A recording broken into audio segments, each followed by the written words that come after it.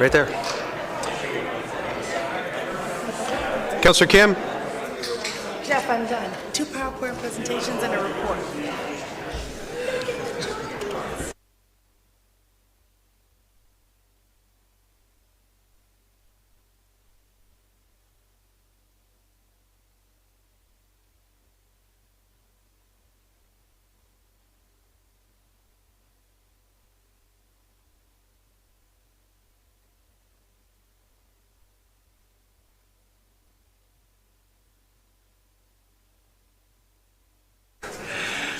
Good evening and welcome to Aurora Town Council. It is 7 o'clock. We're in council chambers.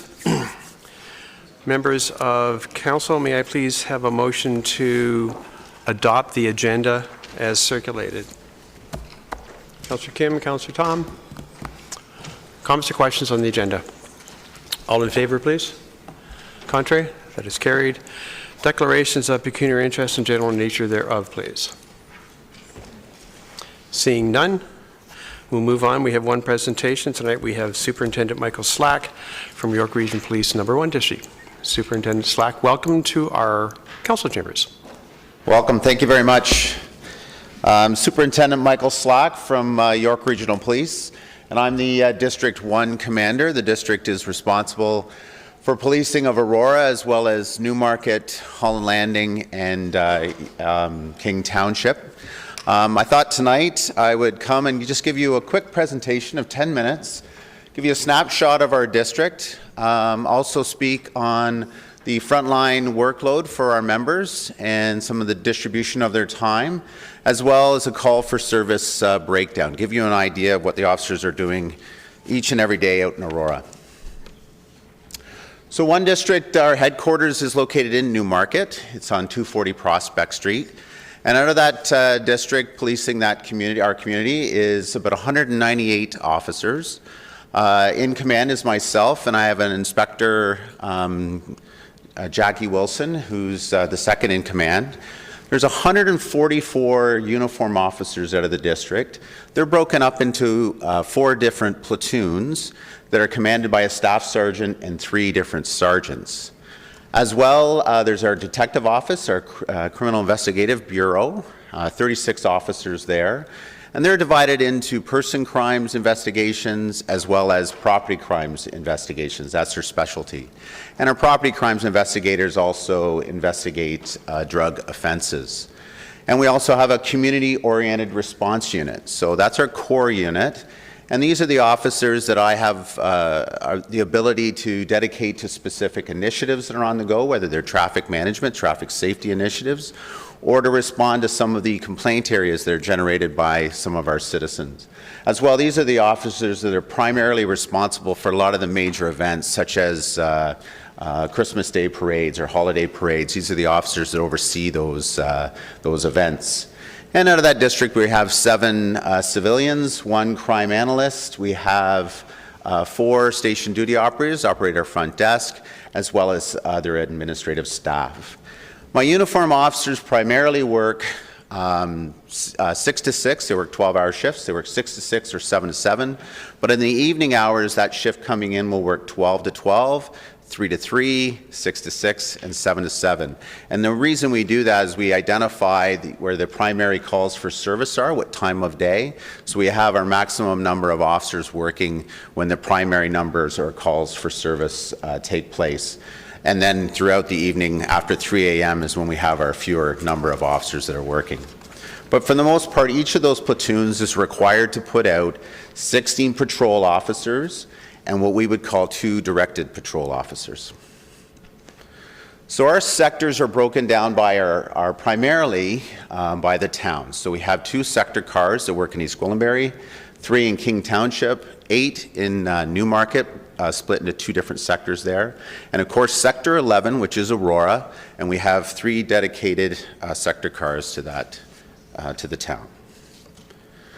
So what you see in front of you is a dashboard that I would have on my computer every day. And it's basically a snapshot of what the cars are doing at any given time. So I would have taken that screenshot today at around 12:30.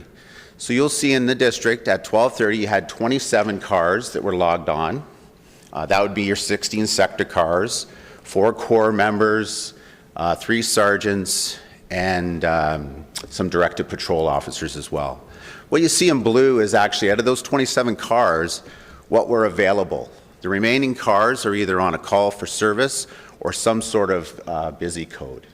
Up in the top right, you'll see that we had 2 critical incidents. Those are ones that require immediate response. You'll see there we had a 40-year-old woman at that time who was found vital signs absent. And down the left side, you'll see information that's available to us. You'll see how many officers are logged on with the different language skills, other different skill sets they may have, whether they have a different driver's license or something that throughout the day we may have to require really quickly. On the right-hand side at the bottom, you'll see the map. So they're all GPS vehicles, so we know where they're all at all times. And down the center there, you'll see the different calls and what calls they are on. So this is our activity report. So this is for 2017. So if you look at my district in 2017, those 144 officers, they would have responded to, or actually were dispatched. So they would have been dispatched to 94,228 calls in the district alone. They would have written over 13,000 reports. They would have arrested over 3,000 people, wrote 22,000 plus tickets, and issued 6,000 warnings, and that would be for the entire district. And if we look at Aurora, so Sector 11, this is kind of a breakdown of the time distribution. So in Aurora, on average, officers spend about 47% of their time on calls for service. These are citizen-generated calls for service. That's what we spend most of our time on. You'll also see that about 31% of that time is what's left for proactive policing, what an officer's general patrol or directed patrol time would be. And about a little over 20% of their time for administrative duties. And that could be anything from training or follow-up to previous requests for service. And that small little sliver is 2% for community engagement. And I can tell you right now that's a priority for my district, it's a priority for the organization, is to increase the amount of time that our officers are available for community engagement. We understand that to increase the trust and confidence of the community in policing, we need to build relationships with the community, and the community needs to see us face to face, engaging on a regular basis, not just when something is wrong. So it's our goal to increase that time, increase the time that our officers are at the community center, increase the time that our officers are out of those cars, walking up Main Street, talking and getting to know the community. So this screen is a breakdown of the calls for service. So you'll see the majority of our calls are broken down into priority 1, 2, 3, and 4. And the majority of the calls in Aurora would be considered priority 2 calls and priority 3 calls, with the priority 1 calls being about 8% and the priority 4 calls being about 2%. So of those priority 1 calls, and those are emergency calls, those calls are where is there urgent belief that there is a risk to public safety. And I take your attention across the bottom of that chart, that's the number of hours spent. And across the top of the chart, you will see, or sorry, down the left side of that chart, that's the type of incidents that we respond to. So you'll see of the priority 1 calls, that we're spending a little over 400 hours of time, those are on domestic violence in the town of Aurora. And I hope you can see it, your eyes are better than mine, but the next one down would be weapons offenses. And you'll see that we're spending a little over 250 hours in Aurora on those types of offenses. And that could be anyone armed with a baseball bat that's threatening, armed with an edge weapon, or potentially armed with a firearm. You also have unknown troubles where the original call, when it comes in, there's a bit of potentially a panic and we're not really sure what the person is calling for, and it takes that investigation to determine later on. And of course, next down from that is assaults, missing children. A little over 50 hours was spent in 2017 on missing children. And then again, domestic family violence. And the difference between domestic violence and domestic family violence is domestic violence would be an intimate relationship, husband and wife, where family violence could be between brothers, that sort of an incident. So priority 2 calls, those are not as urgent, but obviously a demand for us to get there relatively quickly. And that's where there's a potential for violence towards another person. And you'll see that we spend close to 1,000 hours in the town of Aurora with emotionally disturbed people. That's our people who are suffering from mental health issues that are generally in crisis at that point. Generally, when the police are called for mental health issues, that's when people are at the worst and they're in crisis. And you'll see that we spend about that much time there. The next down is, again, domestic incidents. So again, if you start to add those domestic incidents together, you can see that a lot of our hours are spent engaging in investigating domestic assault. Next down, being third, is motor vehicle collisions, followed by impaired driving, followed by suicidal persons, which again is the mental health issue.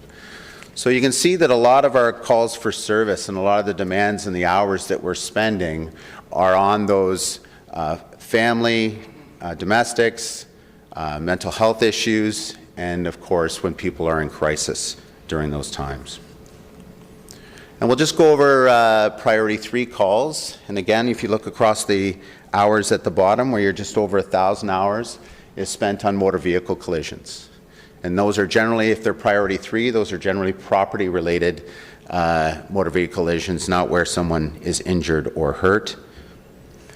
And then we have our check well-being and theft. So you're finally into a property offense is the number 3 there for a priority 3 call, and you're spending a little over 400 hours of officers' time spent investigating those types of calls.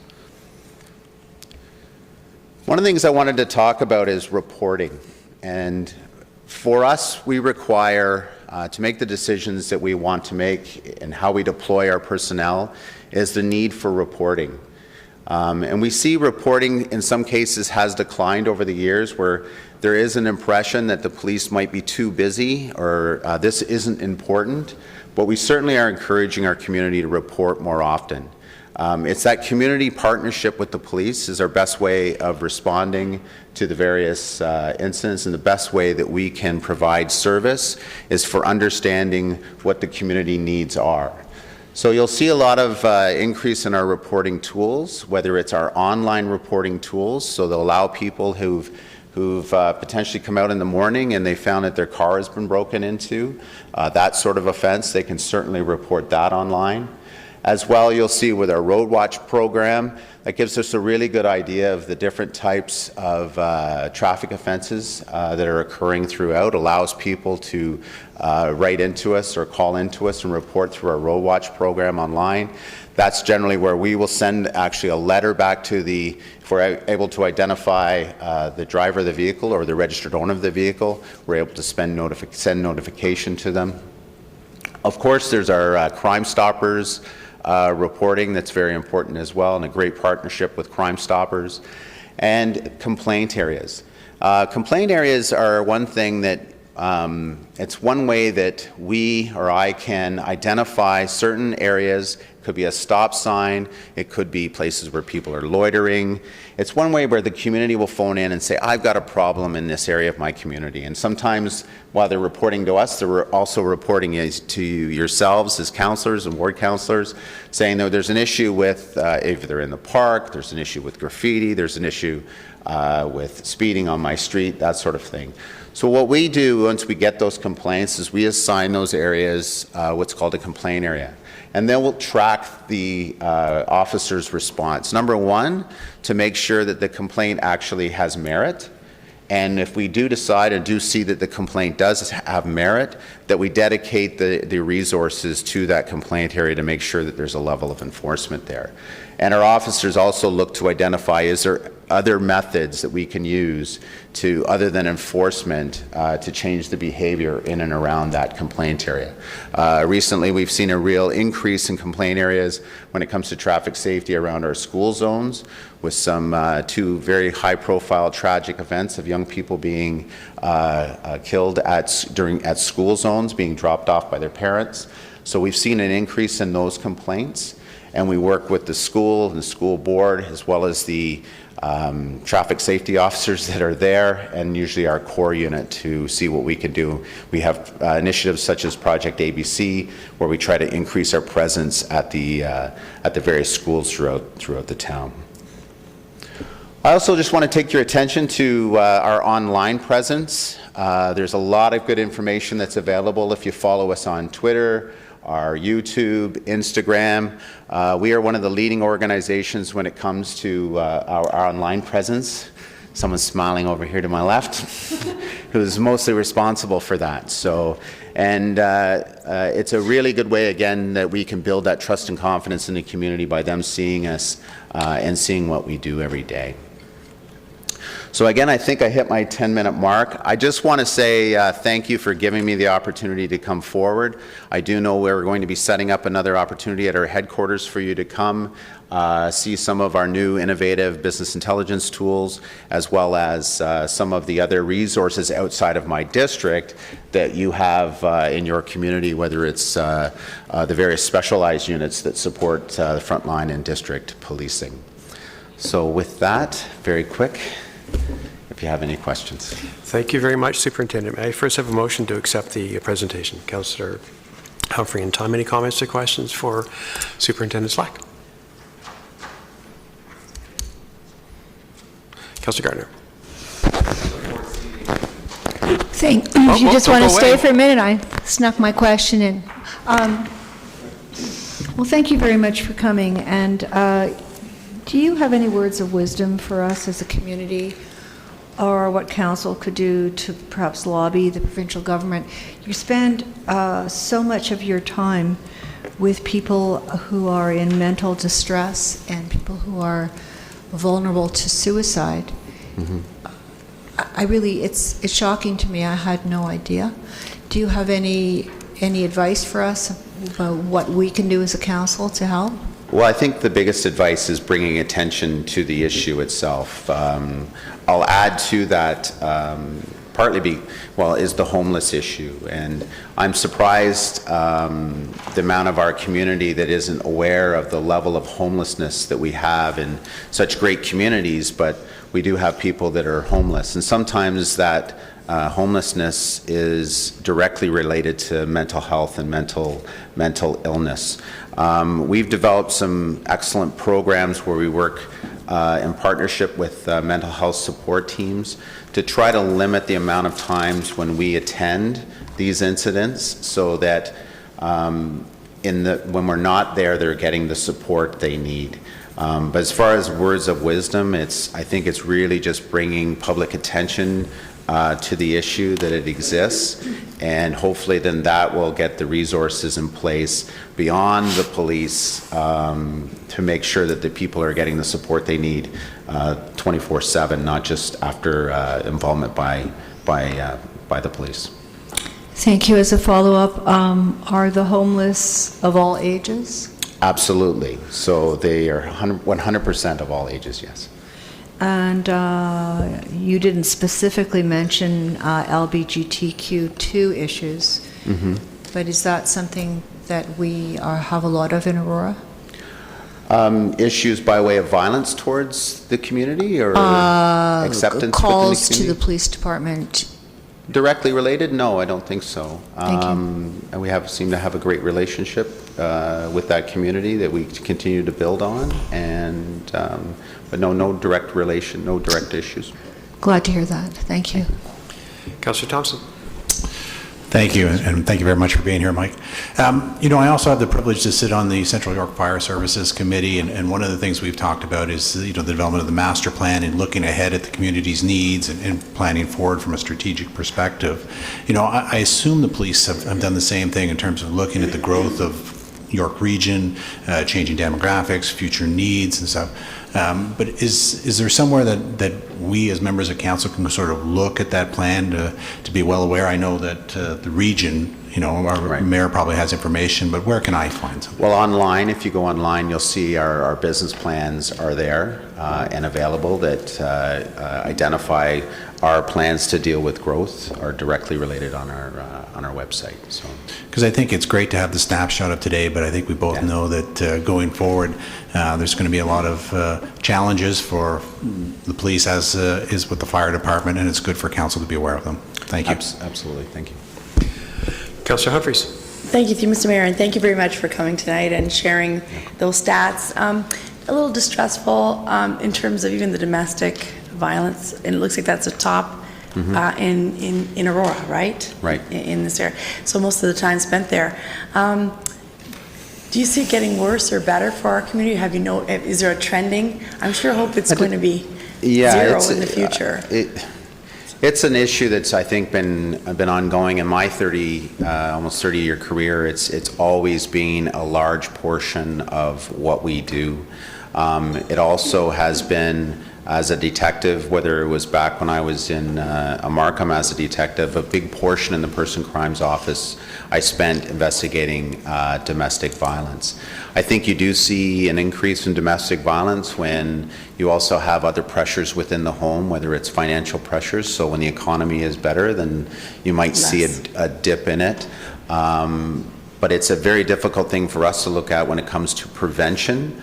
But I can say over my length of my career, a lot of what we're doing now to become involved immediately, to get, especially in the high-risk domestic violence area, where we provide support after we're involved, as well as support to different groups. So we have a specialized domestic violence unit now that is more specific to trying to become involved and stay involved with those high-risk, repeat offender type domestic violence. But Thank you, Mr. Mayor, and I appreciate that.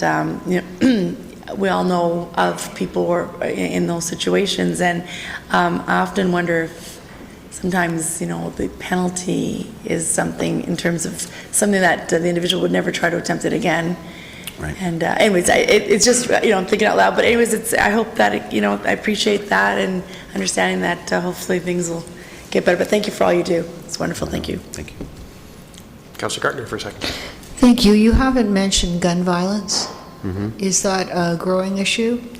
We don't see a growth in gun violence specifically in one district or specifically in Aurora, no. Thank you. And also, I noticed that Aurora gets 3 officers and Newmarket gets 8. So you'll see part of the way we identify the number of officers is based on one of the things we've changed with that sector model policing is also how we're now utilizing our business intelligence tools. So when we look at that ratio of time spent on calls, for instance, and we were at, I think, 43% for the 11 sector, Newmarket currently is at 53%. So the officers, even though there's 8 of them, they're far busier than the officers, not far busier, but they're actually busier than the officers in Aurora when it comes to responding to calls for service. So we're starting to use those ratios now, instead of it just based on a ratio of police to population. It's more based on calls for service. Thank you very much. What's important to realize as well is we also patrol outside of those sectors, or we'll respond. So if a major event was to happen in Aurora that was a priority 1 call, cars come from Newmarket to Aurora to respond to that call. So at any given time, you could have all 16 officers from my district in Aurora if it need be. I hope we don't ever need 16, but thank you. Thank you, Councillor Gartner. Any other speakers? Thank you very much, Superintendent, for coming out. The Superintendent was very modest, not mentioning that York Region is one of the safest communities in Canada, and they are top 100 employer, and they have an exemplary record in terms of their promotion of diversity. So thank you very much for your service, and thank you very much for coming out, and we look forward to our visit. Thank you. Council, all in favor of receipt? Opposed? That is carried. Thank you. We have two delegations. First up, we have Mr. Tyler Barker, the Chair of the Aurora Accessibility Advisory Committee. Mr. Barker.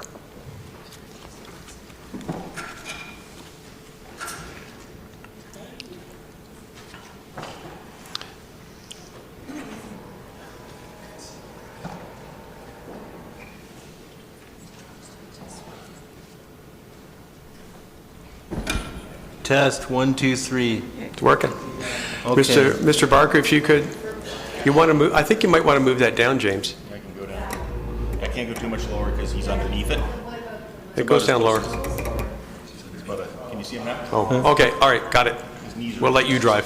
Mr. Barker, welcome. I'll remind you, if you could please introduce yourself, and you have 5 minutes. Yes, Tyler Barker, 18 Hammond Drive.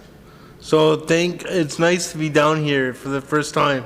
It's a different look, but you all look pretty good, so that's good.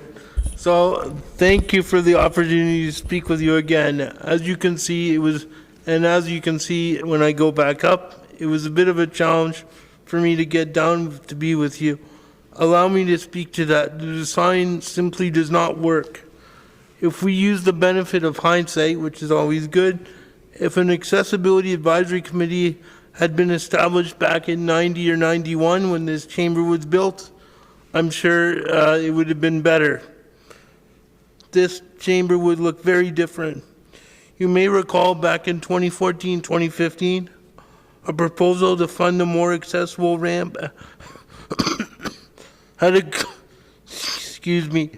had a cost of approximately $113,000. It was voted down. It was not accepted. However, well-intentioned, these modifications were made, and it does not serve. And honestly, with the amount of the $500,000 last year that was put towards the audio, in the benefit of hindsight, maybe $10,000 could have been consulted with the accessibility committee, because I would have loved to have that done. With respect to the town's accessible plan, I note that it calls for the completion of a more accessible ramp in the People's Chamber in 2023. That's 5 years from now. It was put on the pending list in 2011. That's not acceptable. That's 11 years. Allow me to be frank. People with a disability belong in the People's Chamber. I believe it serves the people for this to be completed sooner or later. I have ideas. Aurora has an opportunity to lead. As chair, I want to reinforce the goals and motivation of our committee. We want to work with you so that Aurora can develop a best practices and solution-based approach to true accessibility. To quote from the provincial mandate, the role of the Accessibility Municipal Committee is to provide advice to the municipal government on a wide range of municipal processes to help make public services and facilities accessible to everyone. I would like to add the site plans. If we are, as a committee, are able to see the site plans like in the beginning and at the end, we can provide cost-effective solutions that we can see that will not result in cost overruns. So think of our committee as the voice of your conscience, whispering very nicely in your ear. Now is the time to do the right thing and lead. I want to say I would like to continue the good working relationship our committee has with you. We want more memberships. All we ask is that you support us. We will do the recruiting. That is the part of the accessibility days that we want to have events and we want to recruit. Also, I would like to end with the Accessibility Award that was a bit of a discussion last week. All the committee would want is the Accessibility Award to be brought back. Nobody wants to take away the Exclusivity Award. I was informed that there was a problem with recipients. Perhaps next time, if you come to the committee, we could open it up to churches, service providers, and many other groups. And accessibility is a better Aurora. Thank you very much for your time. Thank you very much, Mr. Barker. First of all, motion to receive the presentation, please. Councillor Abel and Gartner. Councillor Humphries. Great, thank you, Mr. Mayor, and Tyler, thank you so much for coming to us tonight and for being an amazing chair of the Accessibility Committee. You make us proud, and you are an inspiration to me and to, I'm sure, everyone in this room and our residents for showing us how far we can go in terms of inclusivity. In terms of, you made a comment, and I just want to touch on it with the Accessibility Award. Absolutely, when the committee, I sat on the committee, in fact, one of your members on your committee sits on the same committee with us, and it was not removing the Accessibility Award, but it was actually renaming it to Inclusivity. And that was just to, in terms of that term and accessibility, we felt as a committee went hand in hand. It was certainly not to exclude, it was to include and make it an Inclusivity Award. If the committee wants that, absolutely, we can go forward with that at all. And I think discussions last week was perhaps a bit of an interpretation on, and I just want to make it clear that it was not at all to remove that. Are you kidding? That's an honored award and an honored, we want to see recipients of those awards and many to be in that category so that we can honor the work that they do in terms of making our community very accessible and inclusive. That was, I just wanted to share that with you. And also from my misunderstanding last week, that there were many items on the list that the Accessibility Committee did review and wanted to move forward that I'm in complete support of. I think around the table we are as well. And that's why I voted for it not to go to staff and to go straight forward. I was probably the only one that did that, to just go through and and move forward with that, with each of those items, because when I looked a little closer, they were each and every one associated with the spreadsheet of the items to be AODA compliant, which one of your peers beside you helped me understand after the meeting last week.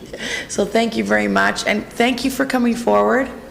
It's important that you continue, and your passion just keeps going strong, because we need that for all of us to understand and to come behind you for and beside you guys. So thank you very much.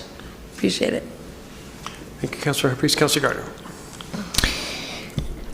Again, thank you, Councillor Humphries, and thank you. It's been almost 8 years that you've been sitting on the Accessibility Advisory Committee, and that committee has done a lot of good work. When it was brought to not this council, the last one, that we should make the chamber accessible, I think the figure then was $1 million, and it was voted down. And I believe we were told that when we did our redo of the town hall, or redo of the whole chamber, then that would be included then. But I certainly had no idea, neither did the council at that time, that it would be 2023. So I agree with you, it's a very long way off. This is the seat of our government. I think it should have been done in the 2010 term. It wasn't.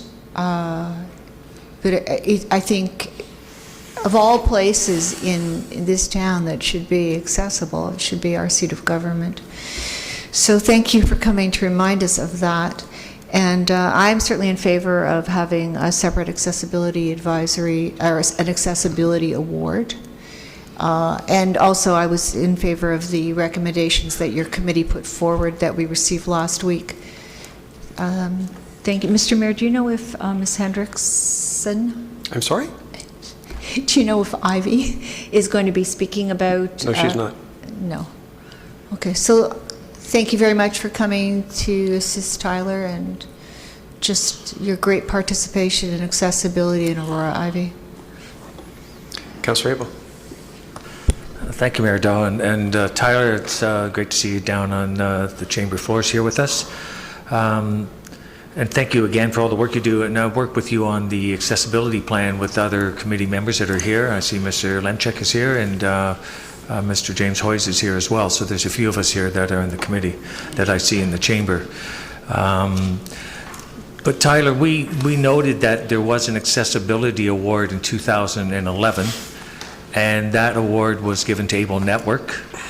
And as you recalled, it was actually nominated from the Accessibility Committee. So when the award was first introduced in 2011, that's correct, that it came from the Accessibility Committee, the nomination? Yes. And since then, of course, the structure of the award system went back to staff, and they used their process. And then we revamped in 2015 and put together in the second half of 2015 the Community Recognition Review Advisory Committee. And they had, the first year, I think, Tyler, they had an accessibility award in 2016, and it was awarded to, do you recall the name? I think it was Matthew Abelus. Abbas. Yeah, Abbas. Matthew Abbas. Yep. So he was the recipient of the Accessibility Award, and then we note that that award was changed, enhanced, renamed, whatever it is that this council table wants to call it, but it's now called an Inclusivity Award and was awarded for the first time last year. And I believe that was to Raz Kamisa for the outstanding work that he's done. And it was during our deliberations that we noticed on the accessibility plan, if you recall, that we noticed that there was an accessibility award on the Town of Aurora accessibility plan. Yes. And then it was at that time we said that we would like to see that brought back. So the way we worded it was, we'd like to see it reinstated. Yes. Okay. So I want to thank you very much for, helping us clarify that. Sort of, it helps council when we talk and discuss. Thanks for the great work you do as well.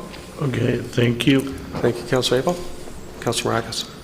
Thank you, Mr. Chair. Through you to Tyler. Tyler, thank you very much for coming and the excellent work that you do with the Accessibility Advisory Committee and advocating for everything that's accessible within our town. So we really appreciate it. I'm just curious, you have a member that sits on your committee that also sits on the awards committee. I'm just wondering, did she bring anything to the attention of the committee? Was there any conversation with that member as well?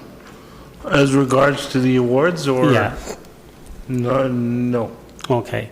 Well, as I mentioned to you outside, we look forward to possibly having you coming and speaking at the awards committee, and speaking on behalf of bringing back or not renaming it to the Accessibility Award, and I'm sure that the committee would have no issues in doing that.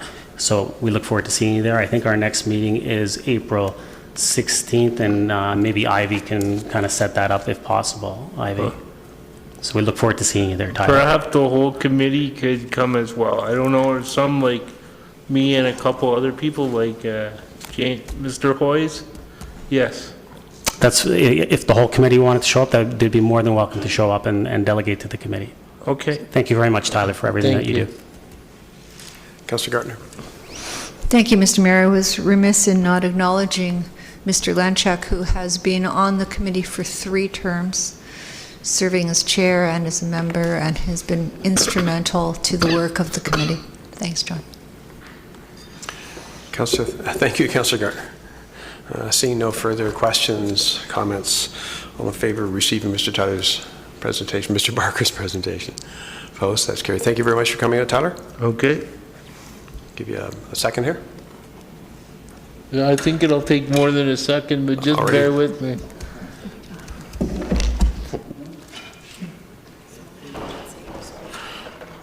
Well, while we're waiting for Tyler to extricate himself from under the podium, and before we go into our next delegation, I would like to take the opportunity to introduce our new director, Ms. Robin McDougall.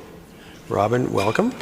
It's appropriate that we're going to be, our next presentation is on sports, which falls in your department. So you have to listen carefully. And we should have probably just a quick moment of silence for Robin, because her son was on Coburg, who lost to the Tigers.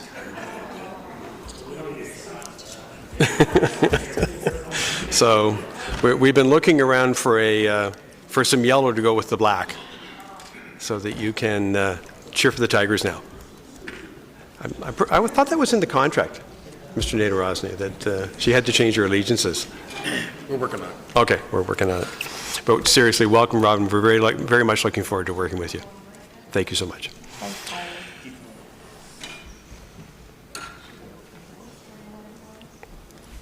Do you need to slide it away?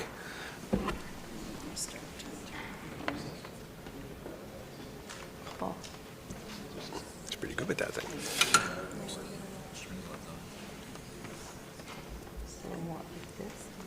Go a little wider. Yeah. James is used to that from his truck driving. I trust you. Yeah, absolutely.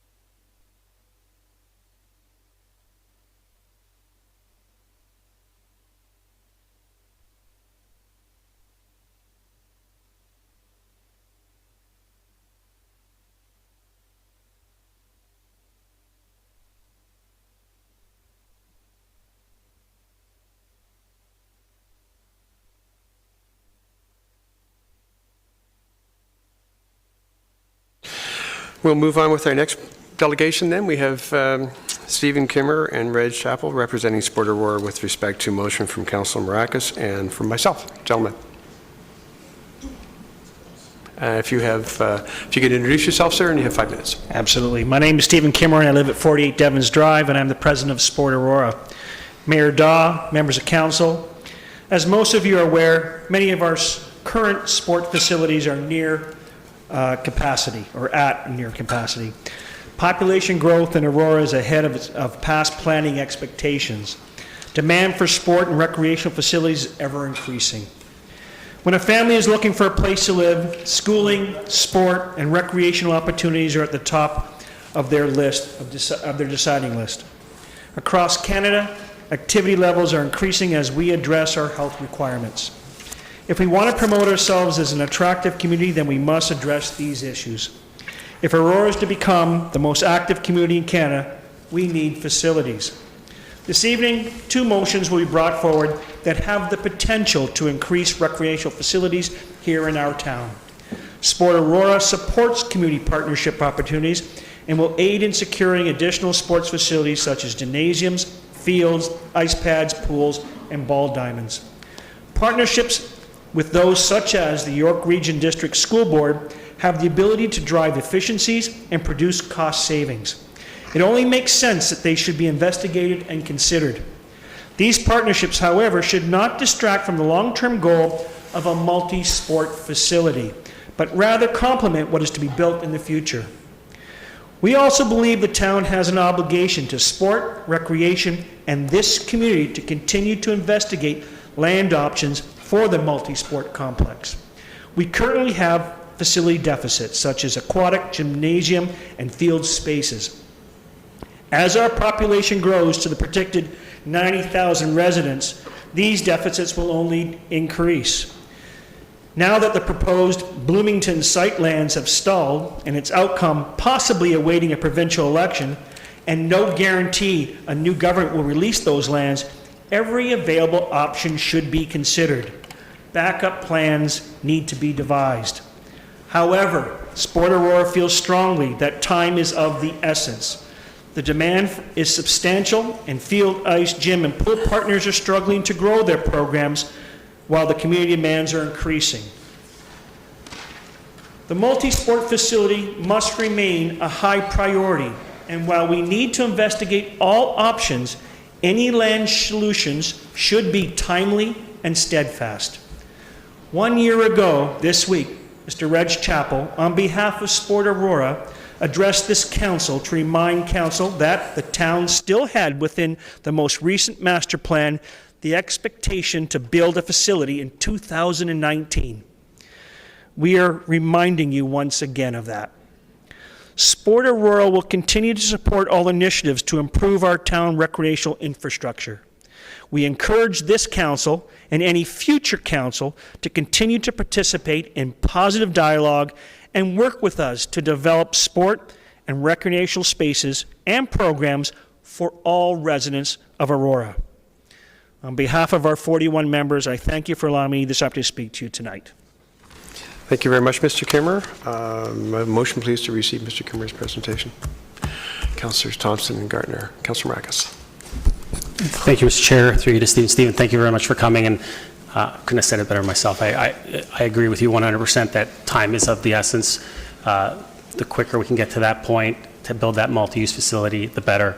And as you said, and I think I agree with, and will come out when we speak about my motion, is that we need to explore all those opportunities, because right now we don't have the land. But I think that this council has made a commitment through our budget process where we've put money aside for the design.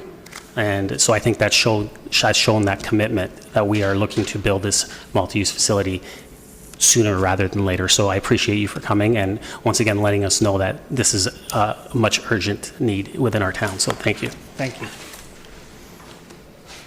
Nobody else? Mr. Kimmer, thank you that very was much. easy. Thank you. Yeah. Thank you very much for coming. All in favor of receipt and post? That is carried. Thank you very much. Council will move to the consent agenda, please. Are there any, first of all, we'll just go through there's a number of items here. Any quick questions from last week? Anybody have anything they want to pull to the regular agenda then? Councillor Abel, Councillor Gardner, Councillor Humphreys. Thank you, Mayor Daw. I want to make sure I got the lingo right. So C1 is the consent agenda from General Committee last week. Items R1, the pending list, and R9, the accessibility advisory recommendations. Thank you. Councillor Gardner.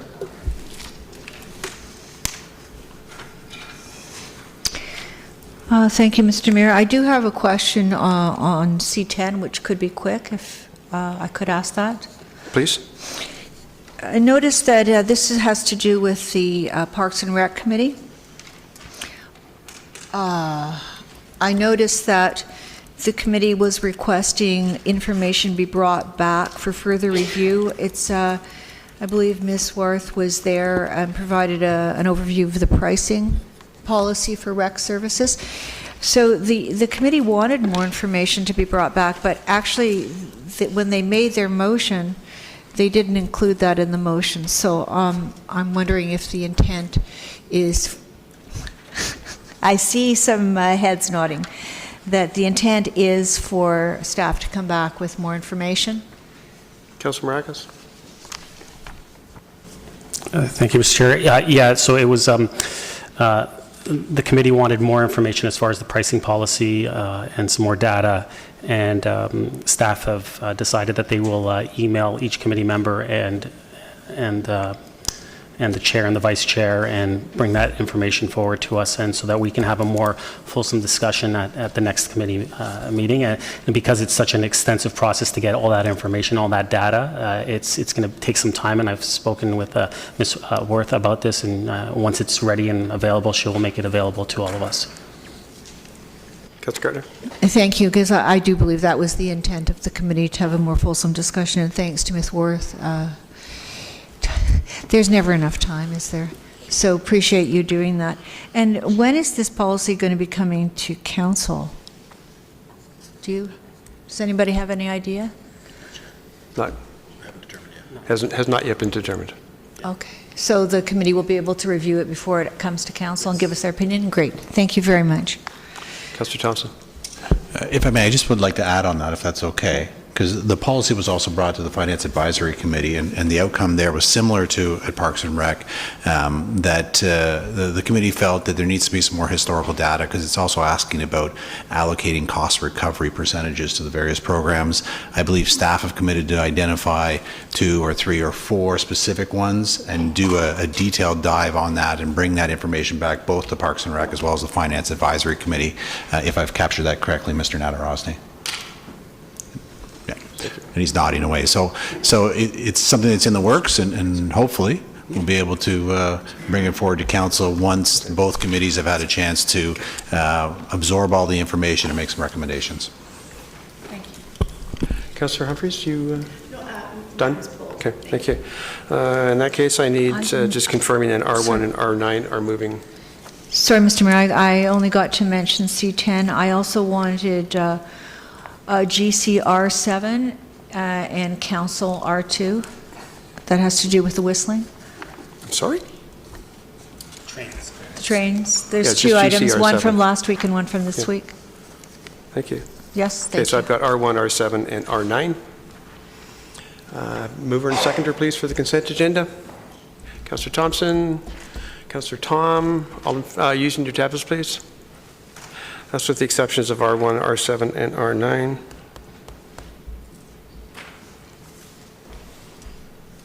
All in favor?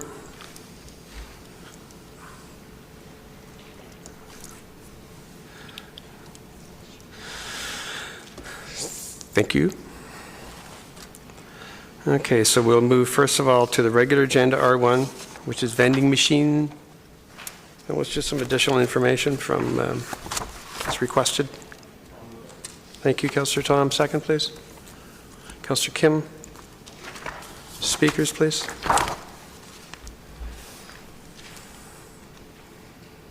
Seeing none, all in favor? Using your tablets, please, all in favor?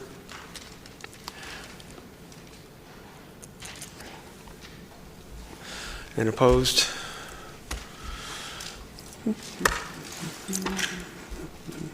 It carries, thank you.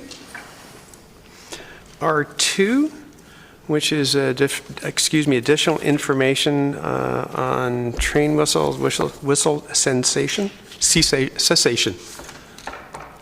Yes. I'm going to go to Mr. Ramuno first. He did have a bit of an update. Mr. Ramuno. Thank you, Mr. Mayor. I just wanted to bring something to council's attention. I just noticed there was just an error on page 1, the last bullet point, where we identify, and this is the additional information report, where we identify the number of commuter trains using the line. We identify 12 in the morning heading south, and 7 heading north in the afternoon.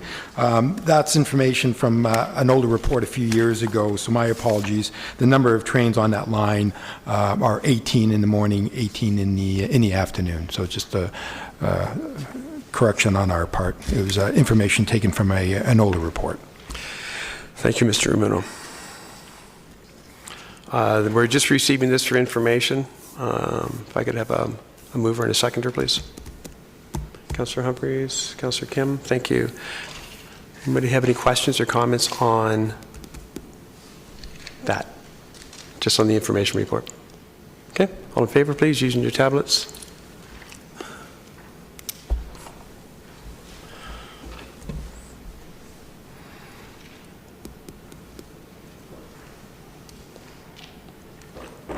Thank you. Passes. We will move to item R1 from last week's agenda. Councillor Abel. Motion, please. I'll move to receive. Thank you. Second. Councillor Perry, thank you very much. Councillor Abel. Thank you very much. I want to bring to the attention on the pending list on the item on the Temperance Street Cultural Precinct. And as you recall last week, I'm just trying to find it on my list here. think it is under planning. Allow me.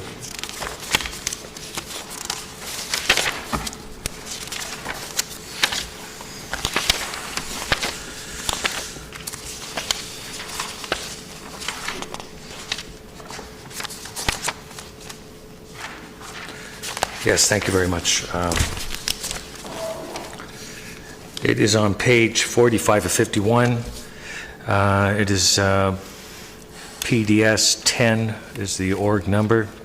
So it was a motion that I put forward, Temperance Street Cultural, and the action was that staff be directed to conduct a request for proposal to engage a design firm to establish a vision and conceptual plan of the Temperance Street Cultural Precinct, and that upon completion of that process, staff report back on the outcomes and any required budget.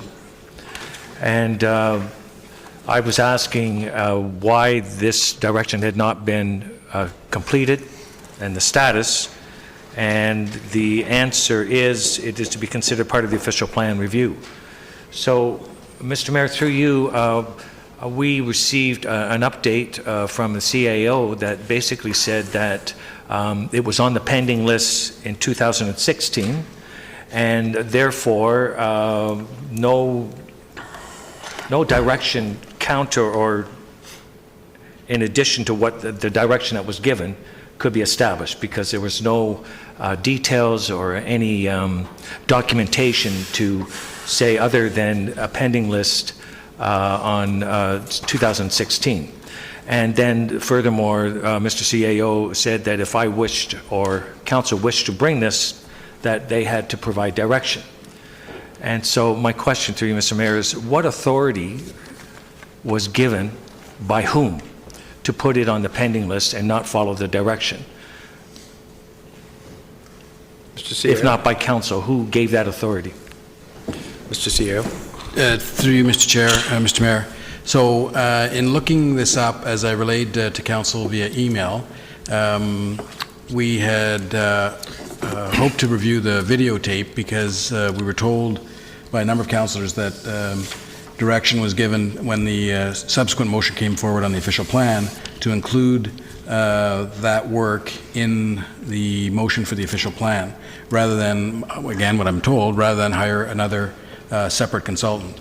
So we had hoped to be able to review the videotape of that session. Unfortunately, that night there was some technical challenges, and there's a gap in the tape. And of course, as luck would have it, the gap includes that period where this debate supposedly, or where this interaction supposedly occurred. So failing that, we went back to the last time council approved the list, which was the May 2016. And that's where it had already been, I guess, changed, if you will, to that direction to reflect what staff understood the direction from council was around the official plan motion. So since that May 16 report was approved by council with that status, and we can't find anything to provide a clearer recount of what happened or how it changed, I merely suggested that perhaps it be reintroduced if council wants to change that direction and wants to separate that out. Thank you, sir. Councilor Abel. Well, I have an issue with that because there's no direction given. The notice of motion here was passed by council and direction was clearly given 2015. The mayor brought up his notice of motion in January, and the pending list came out in May of the same year, 16. So somewhere along there, someone has a recollection that perhaps a direction was given, but there's no documentation to do so.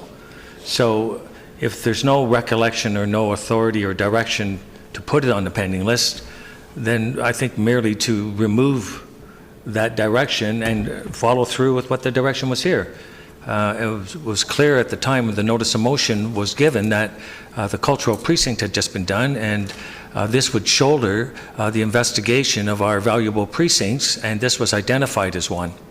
And I'm a little concerned that the direction of council is not being followed, and we're relying on absolutely nothing, no documentation or anything apart from some recollection and perhaps a mistake or something along those lines. So I would I don't think there should be a motion or anything to do so. I think it's simply that the direction be followed, just as it states on the list.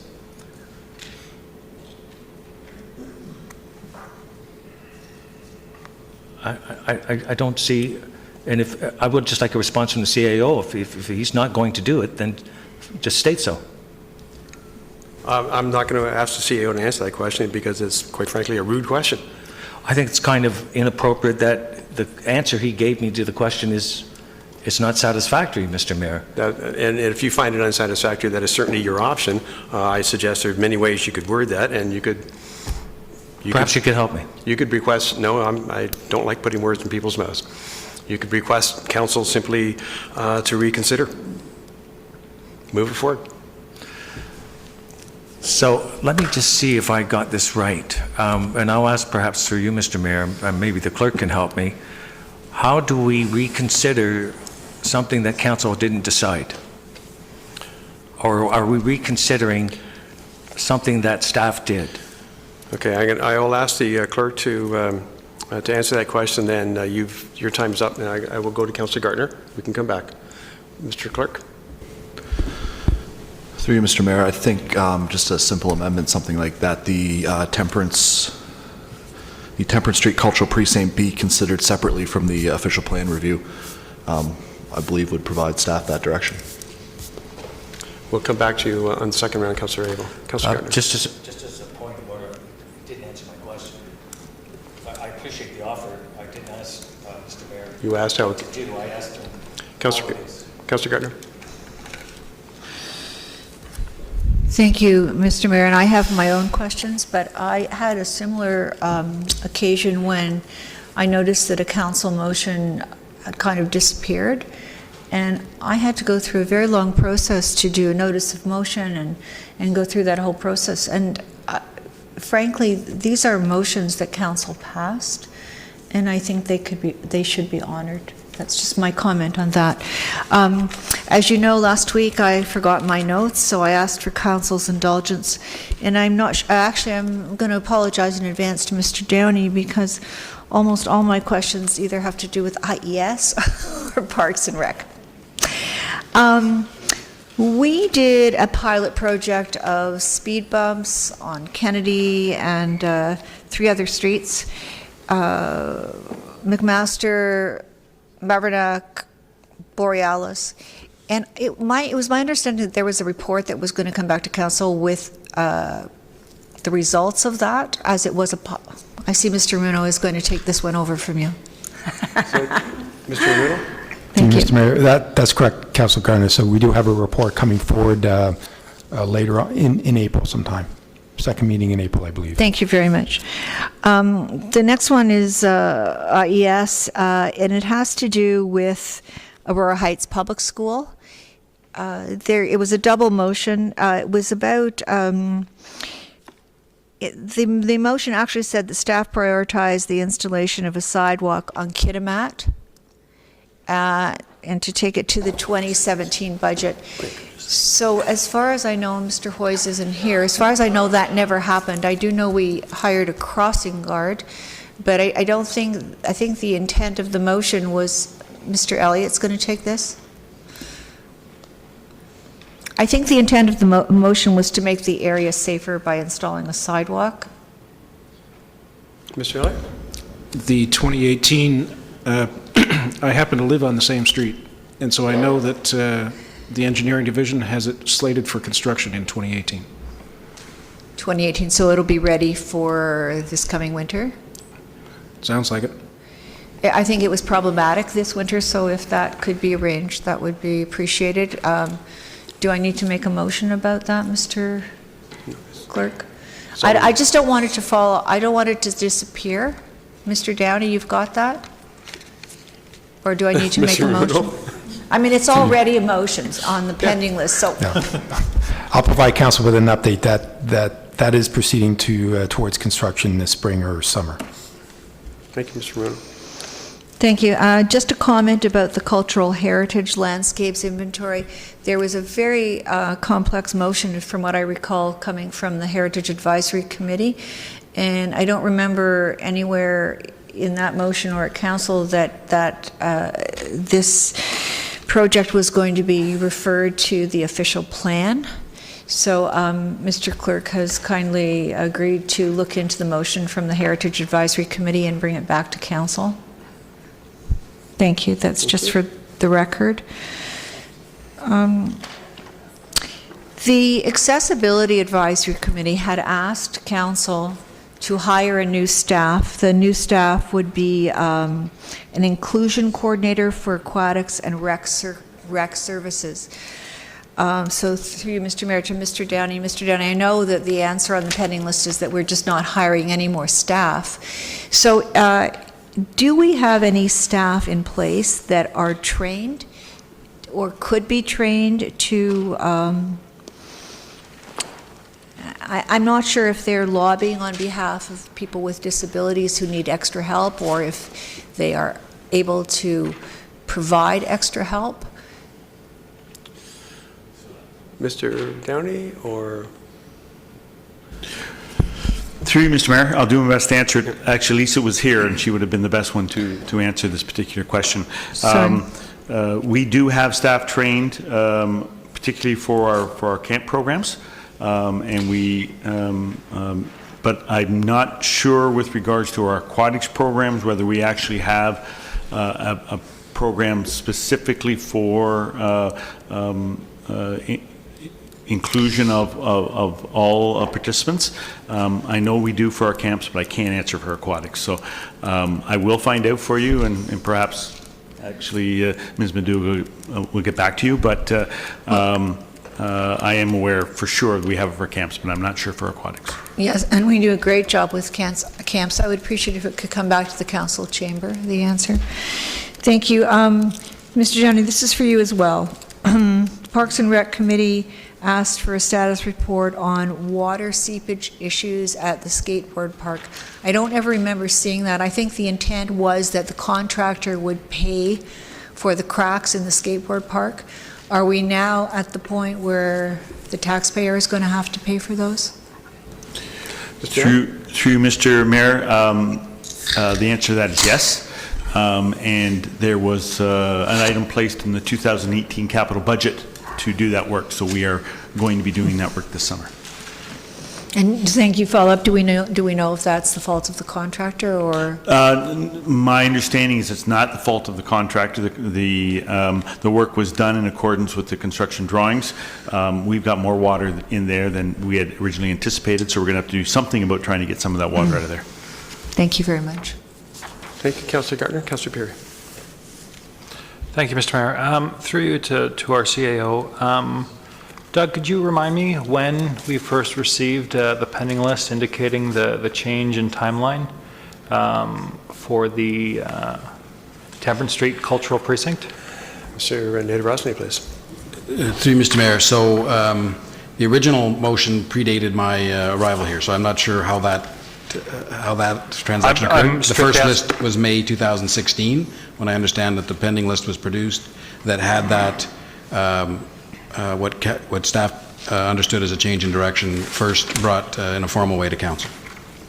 Thank you. I appreciate the background information and finding out that it was about 2 years ago to where we are today. So I appreciate that information, and I think having it be fresh in our mind in 2016, I think if there was an issue around the council table, it would have made sense to bring it up closer to that date. I will point out that when this motion was initially passed, there was an intent to have a report brought back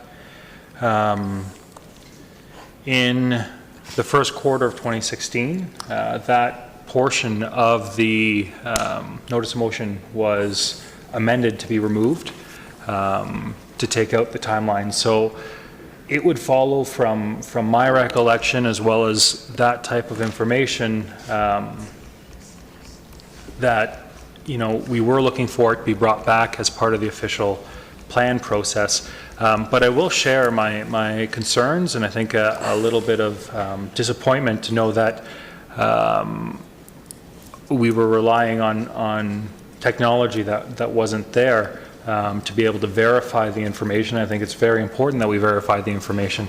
But through you, Mr. Mayor, to Mr. Nadarozny, do our clerks and committee secretaries not take any notes? Would those notes not have some information in them as well? It might be better for the clerk. I'm going to direct that to the clerk. Certainly, yeah. Through Mr. Mayor, yes, Councillor Perry, we both take notes, myself and the committee secretary, and the notes didn't have any information that shed any light on this. Again, it's disappointing for me to hear that, but with that said, I do think this has been on council's agenda for the last 2 years. It makes sense to me. If you remember the promenade process and how it was done and the amount of time that took place for our promenade plan to be brought into effect, it was that plan that first identified the cultural precinct, and that's where all of the information started from and worked from.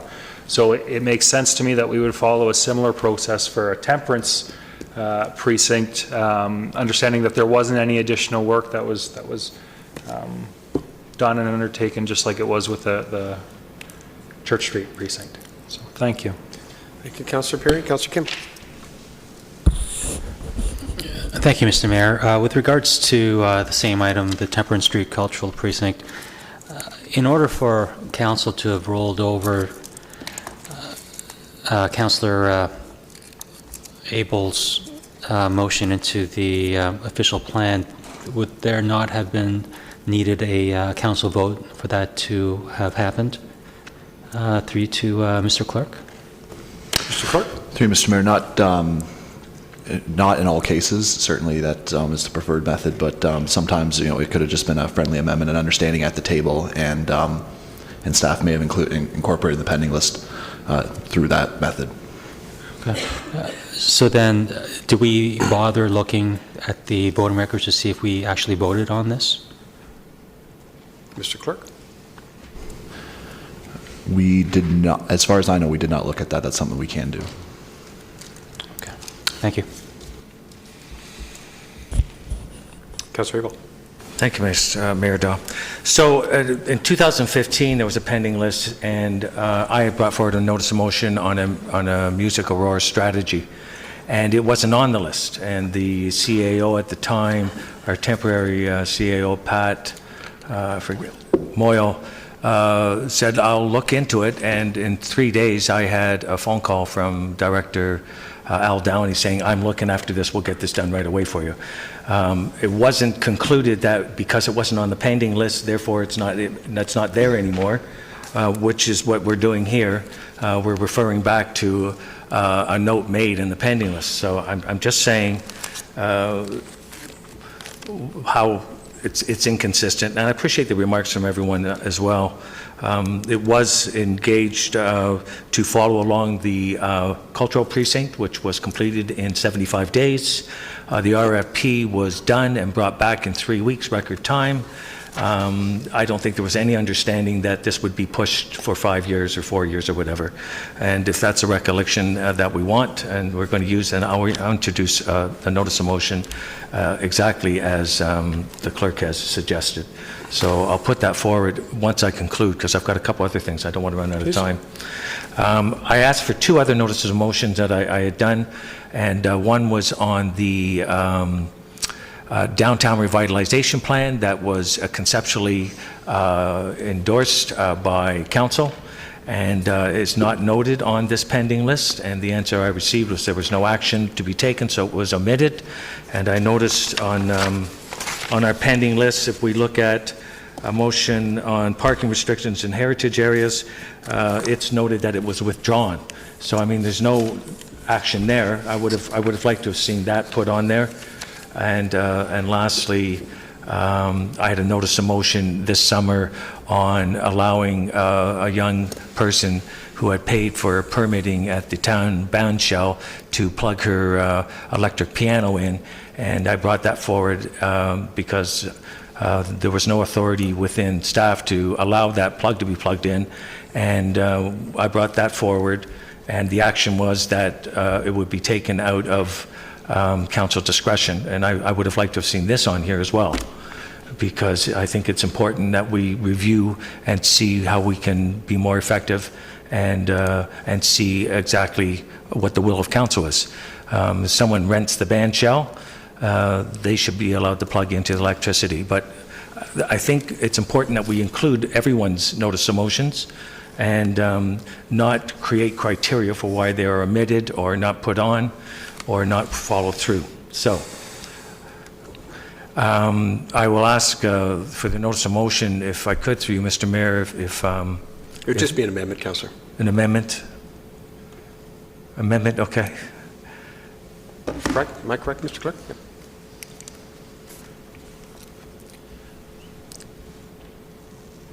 Your amendment, Councillor? I'm asking, the clerk had said it, and I thought it was perfect. So if he doesn't mind repeating it through you, Mr. Mayor. Sorry. That the Temperance Street Cultural Precinct plan be considered separately from the official plan review.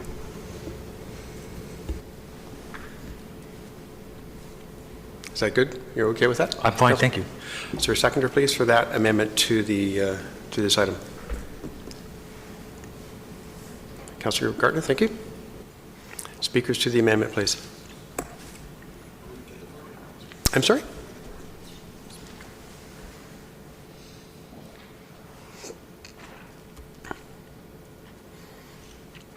Speakers to the amendment, please. Councillor Thompson. Thank you. Just for clarification, the action and the amendment are not the same thing. The action is to conduct an RFP. The amendment in front of us is just to consider it separately. So if I can get some clarification, because the amendment differs from what the intended action of Councillor Abel's motion is. Mr. Clerk. Through you, Mr. Mayor, I think the amendment, I think what Councillor Abel's, I want to speak for him actually, I think the direction in the pending list would be followed through in this case, that an RFP would be put out for the Temperance Street Cultural Precinct, and this would be a separate project from the official plan review. Councillor. So perhaps the amendment can reflect that. What could you suggest? I just don't want to, I mean, we've already got confusion around this the first time. Councillor Abel's brought it up because of the confusion. So let's be perfectly clear on what the amendment is asking council to do before we vote upon it. That's all. And so I would suggest that the action that is listed in the pending list be the amendment. Mr. Clerk, can you help with that?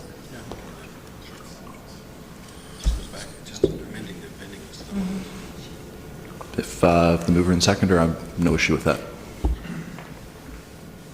Councillor Gardner is okay with that? So, are you comfortable with the action here? Is council comfortable with what we're looking for? Okay. Councillor Abel. Oh, do I still not have? I'm sorry. Yes, I'm sorry, Councillor Thompson. Apologies.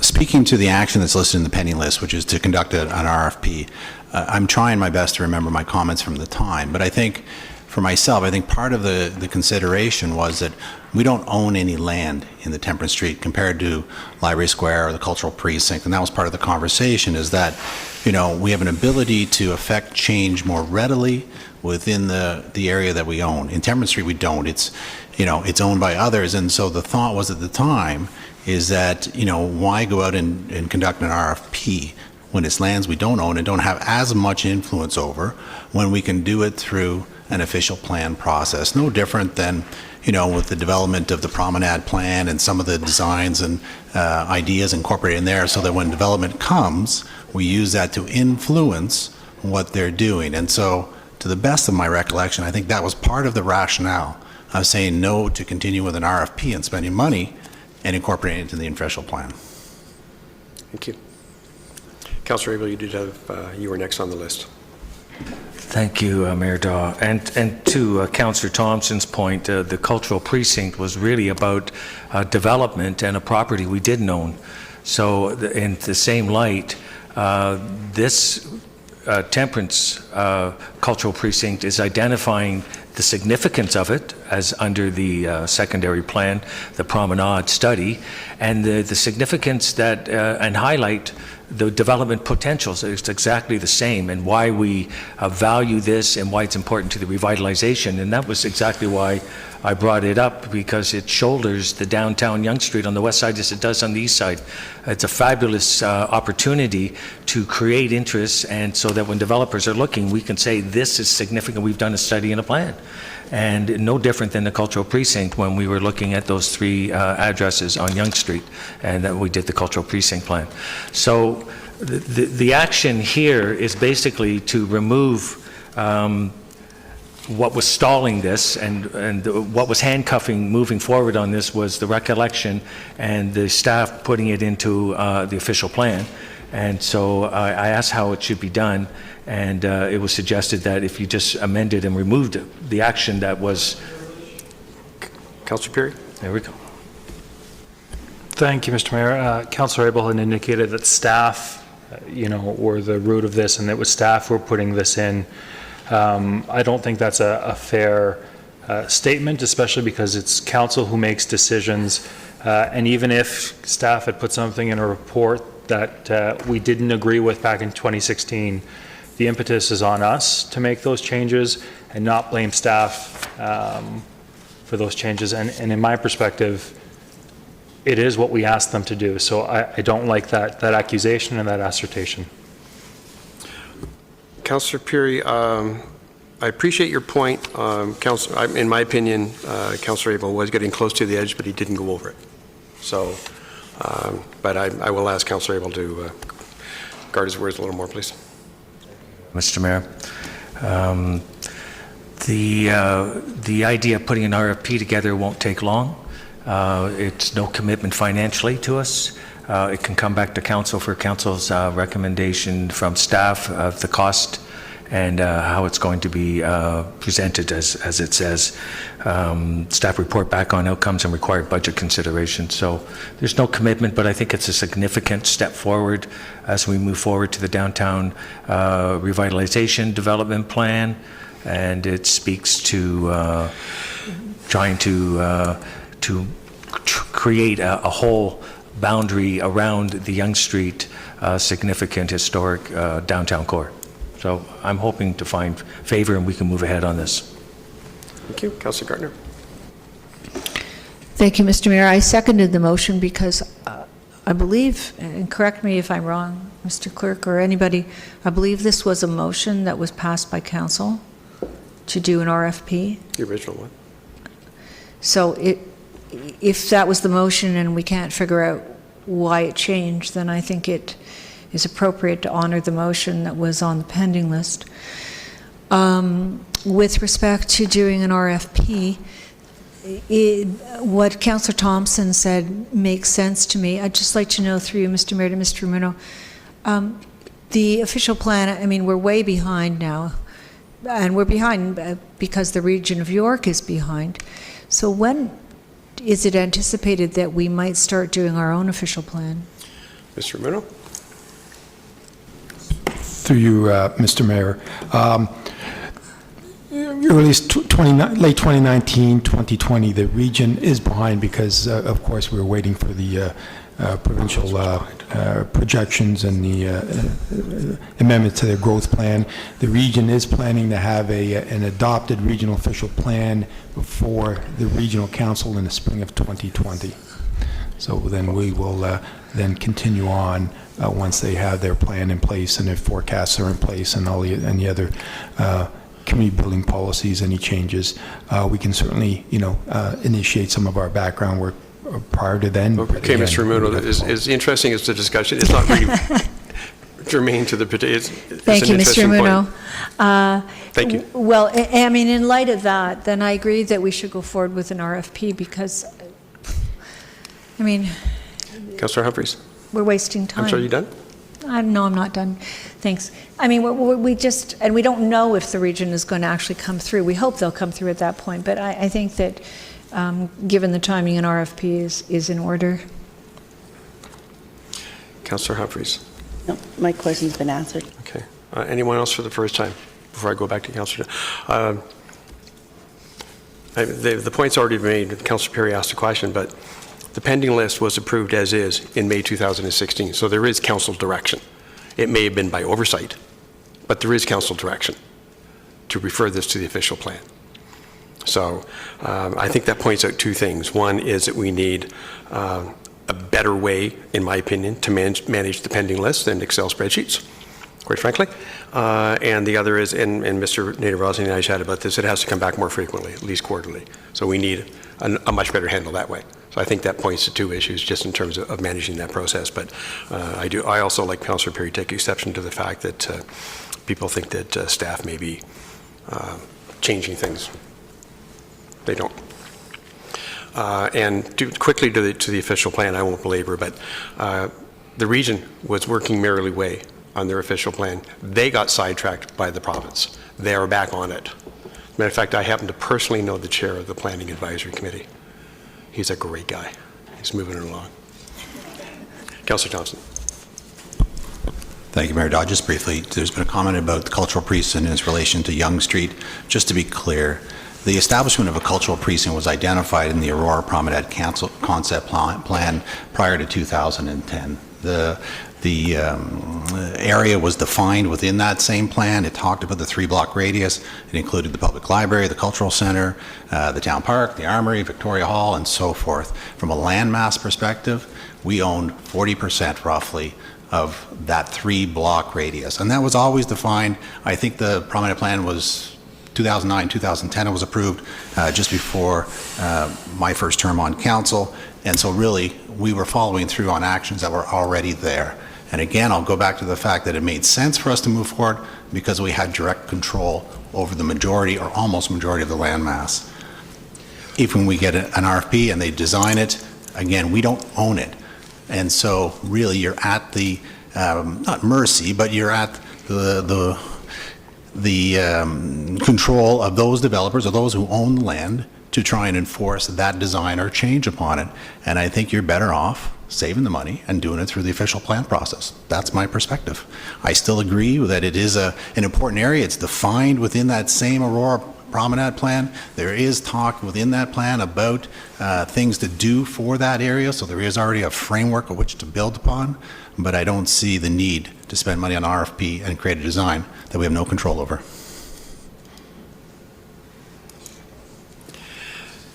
Any other speakers to the amendment, please? Calling the vote on the amendment, using your tablets, please. All in favor of the amendment? All those opposed?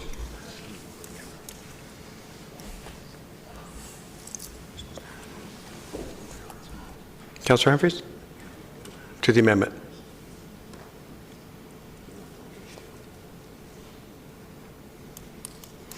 The amendment fails.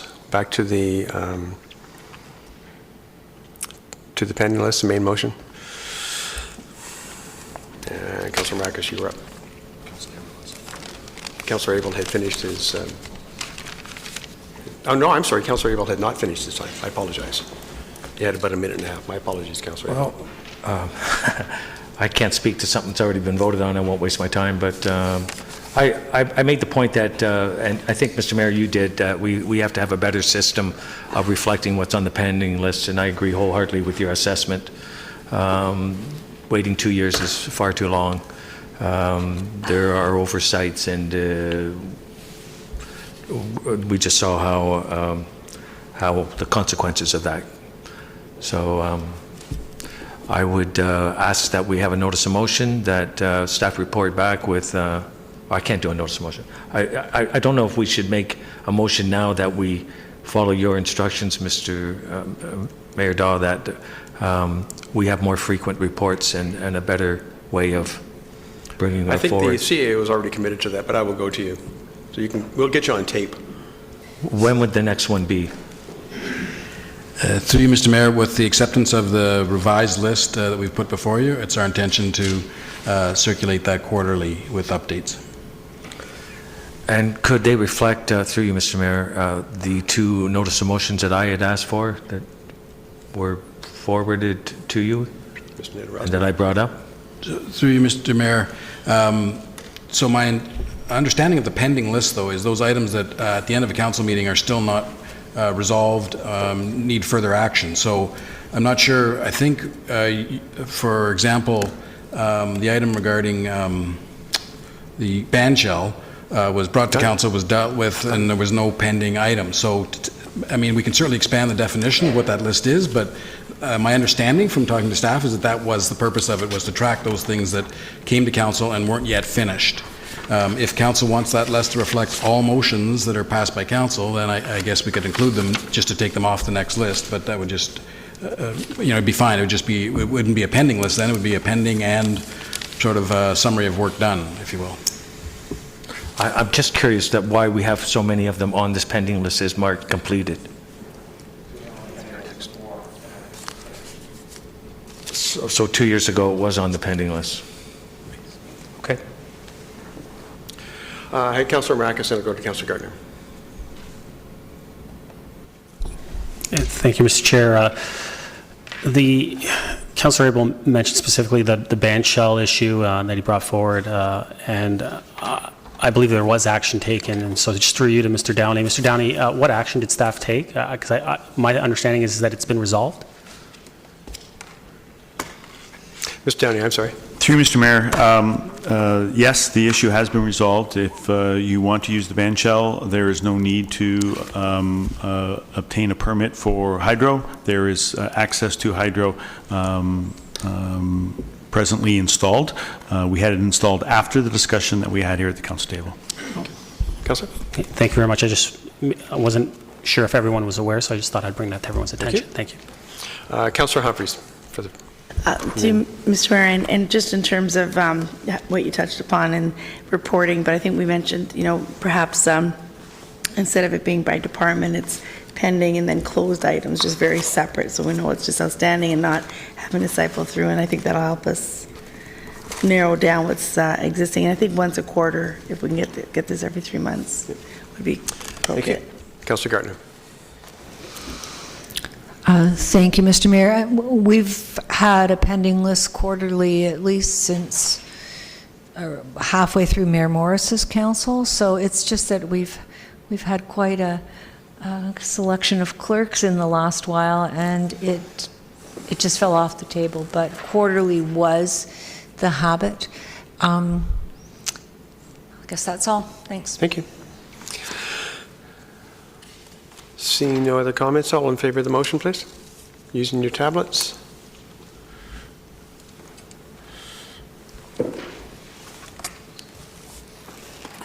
That passes, thank you. And the last item, I'm sorry, no, R7, Councillor Gardner, that was the train whistles from last week. Motion, please.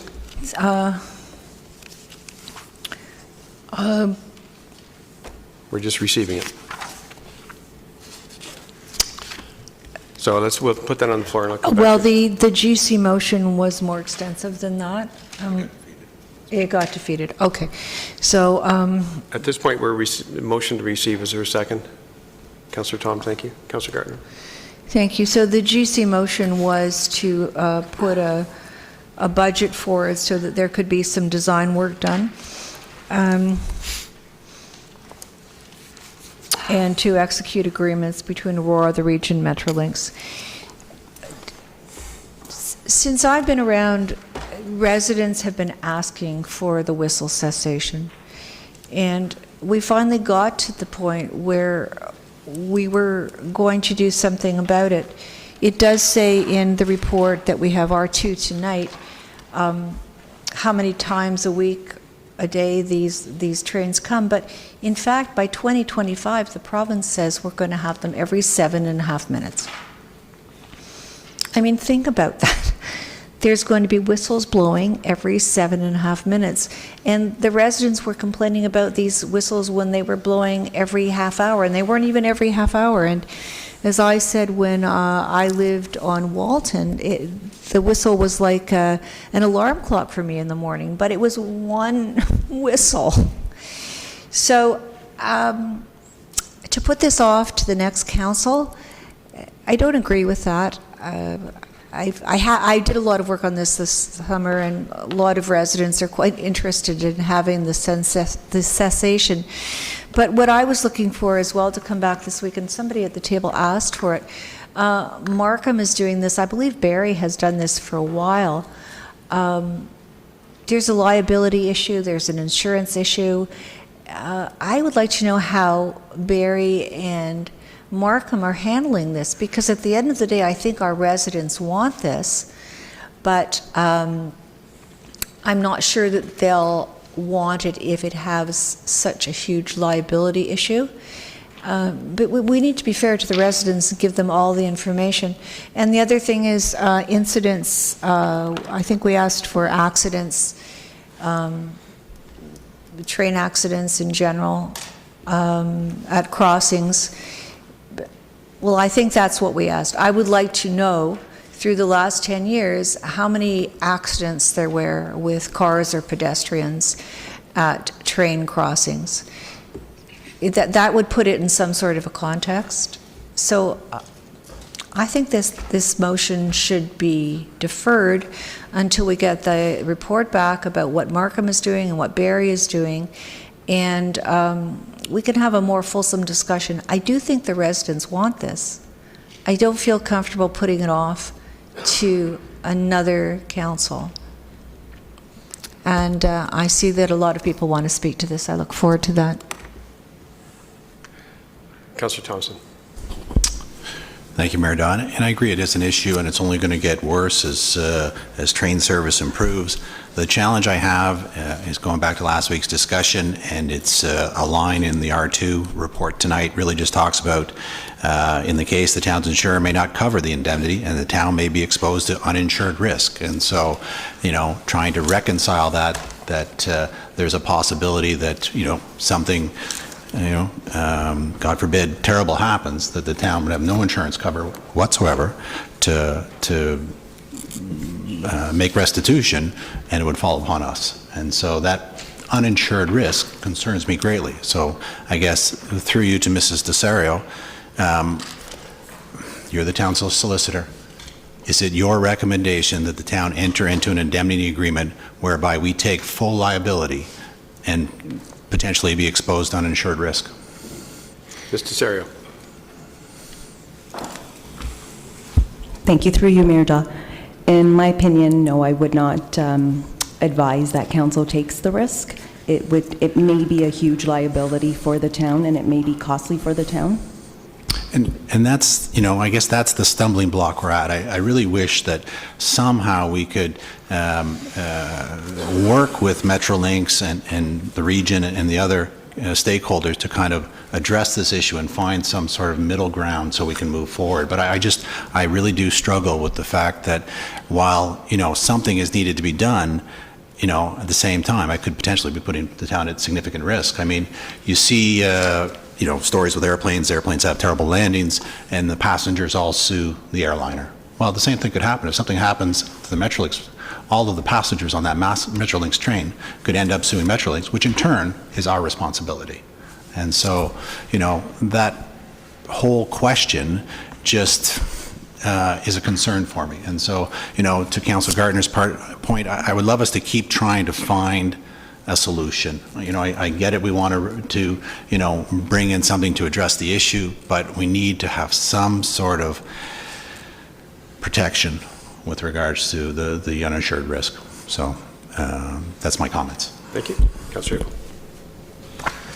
Thank you, Mayor Daw. And I don't know if I'm the only one, but when we pass and split recommendations at General Committee and then don't show what it was at Council, to me it's difficult for me to address the concerns from last week if they're not posted. And I made the remark last week because it was the first time I noticed it, and again today. So it was on the report last week in General Committee, and it's in our Council agenda today under the General Committee meeting report, and that there are 3 things that we didn't vote on, but we can't discuss them openly because they're not in front of us, and of course the public can't see them as well. So I have an issue with that. I'm just mentioning that. I've never mentioned it before because to me, this is new. I've not seen this before. I follow along the lines of Councillor Gardner. We're not addressing the issue here. We have an opportunity. We're passing it on to next council. I appreciate that there's a liability, but I also understand that if there's other municipalities doing the same thing, I'm wondering if AMO can offer some background information for us and for the public to understand how municipalities are dealing with it and might help guide our decisions going forward. So I'm wondering if we could ask staff to find that out or refer this back until we get a more wholesome report on the issue.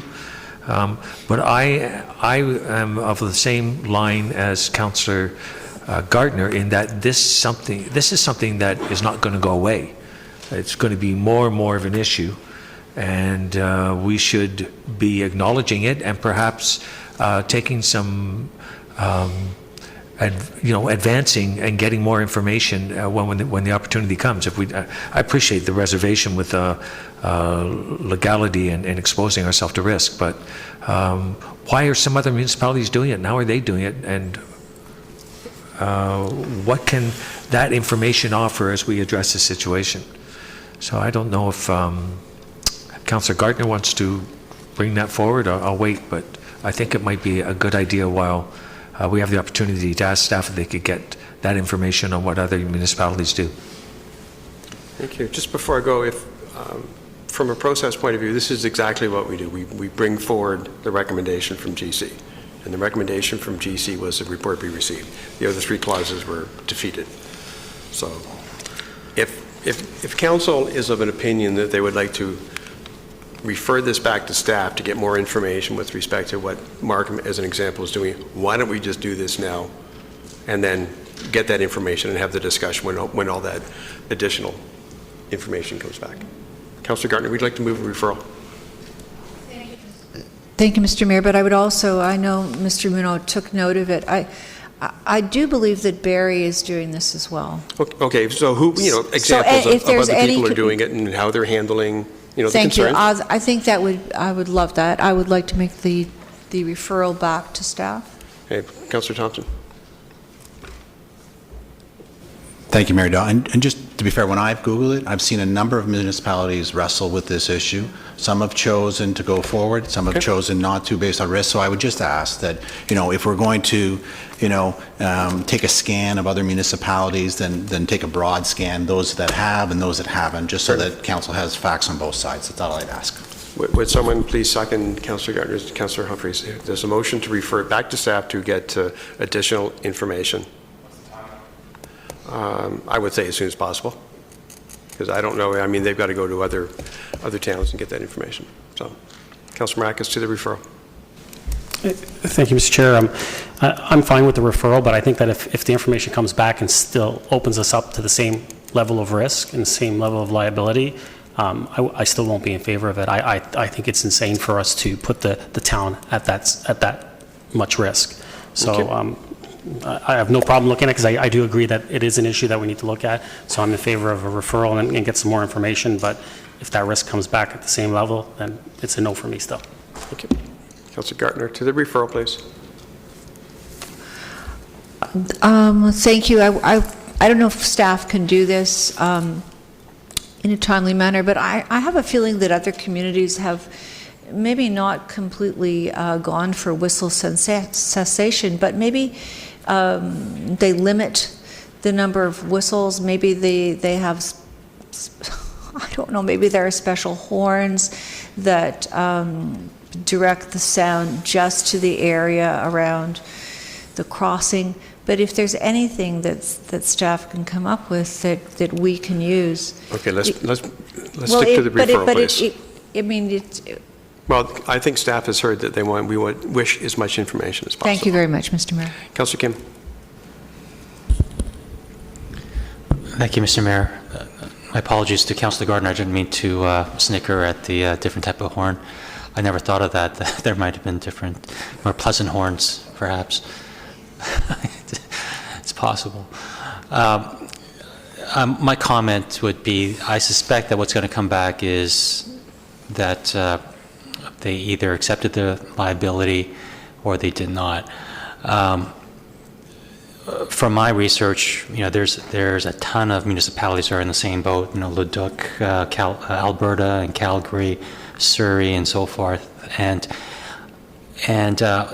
with regards to this referral, through you, Mr. Mayor, to staff, that's what FCM, the Federation of Canadian Municipalities, and AMO is all about. Because all the municipalities are facing the same issue. Metrolinx and other public transportation organizations are increasing the frequency of their trains and other forms of transportation. So this is not an uncommon phenomenon. And so through you, Mr. Mayor, could we direct staff to as well look into investigating what we can do to initiate some kind of a process through those two organizations and leverage the greater body, because I'd hate to spend $1 million down in the next couple of months on whistle cessation with no insurance on the liability, and then from a greater nation or provincial-wide basis, something's figured out and we've spent all this money for nothing. So if staff could also look into those two organizations, and even if it takes time to and see what they have to say by the time the information comes back. Thank you. Mr. Raimuno's feverishly making notes over there. Councillor Berry. Thank you, Mr. Mayor. I'll just point out that this is the same debate that we had when this was first brought up. All of these comments were the same comments that were made. But just going back to the referral, just keeping in mind the conversation we had last week around timing, for us to be doing this now, committing another council to the next term of council to a decision that we're making now, I'm not sure that's appropriate so late in this term. So I'll be voting against the referral, and I think if individuals wanted to make this part of their election campaign, I think they'd have support in certain areas of town, and they would have people who don't support it in other areas of town. It's typically the way things work. So from my perspective, I don't think this is the right time to be doing this, and I will be against the referral for that reason. Councillor Tom. Thank you, Mayor Daw. Echoing my comments from last week and along a similar line as Councillor Peary, as I said last week, on this specific issue, I think that deferring this entire both the planning budget and the construction budget to the next term of council is probably the way I'll be voting on this. And that's because if we spend $235,000 in the next council for whatever reason, there's no guarantee on the makeup of that council, and they decide not to go forward with the construction, the money's been wasted on designing something that won't go forward. So to me, I think, as Councillor Peary alluded to in his comments, is why not just allow the next council to move forward with this? Based on this timeline, the budget for construction was included in the 2019 capital budget. I think Councillor Gartner mentioned the frequency of trains. I believe the year was 2023, 2025. So this project, even if the timeline gets shifted back 1 year, will still be well underway before then. And then we'll ensure that the taxpayers' dollars aren't spent with the bulk of the money that has been allocated for construction hanging in the balance with a council we don't know the makeup of yet. So, I'm always in favor of getting more information from staff, and I do think this is an important issue, and I think this is something that definitely should be looked at. So voting to refer it back to staff for more information, I'm in favor of. But as I voted last week, and as I still think, I just don't agree that this should be allocated in this year budget. So I'll be voting against the referral. Councillor Humphries, please. Thank you, Mr. Mayor, and I'm sort of aligned with my peer here, Councillor Tom. And probably for a different reason, I'm actually very interested in moving forward with investigating this and really understanding the impact of the frequency of the trains, what is the liability of the town, and that we need to do something, because it's changed. It is nothing like, I mean, previously the trains are nothing like they were in the future. So I'd like the new council to take time to review this and consider it, and if this could be referred to the new council to really have an opportunity to investigate and make a decision. I'm actually more for that than us taking it on right at the moment. Thank you, Councillor. Councillor Gartner. You can stop me if I'm off topic, but this came before us quite a while ago. I can't remember when your motion came before us, but it was a long time ago, and staff has been very busy, but, you know, we're at the 11th hour, but not by any intention of the council. And it does say in the report, R2, that the process is going to take a considerable amount of time to put in place because of the complexity. And also, it's going to be 7.5 minutes by 2025, but the intent of the province is to keep increasing the frequency, and it is getting more and more. Thank you. Just a couple of comments. The frequency of trains right now, there is 18 trains that go down in the morning, 18 that come back. So 9 that go through Aurora and 9 that start in Aurora. So the 9 that go through start in Barrie, go down to Union. That's in the morning, and then a further 9 at night coming back. And in the middle of the day, there's 10 trains that go each way. So it's every 15 to 20 minutes in the morning, it's hourly during the day. So it's already ramped up substantially from what certainly just in the last, goodness gracious, just in the last 6 months, it's ramped up substantially.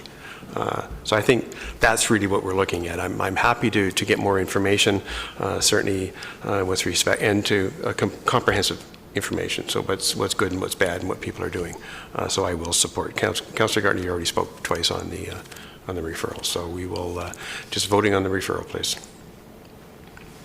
Using your tablets, please.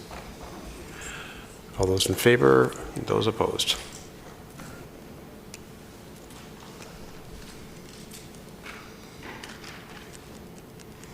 And that passes. So that's referred back to staff for their action.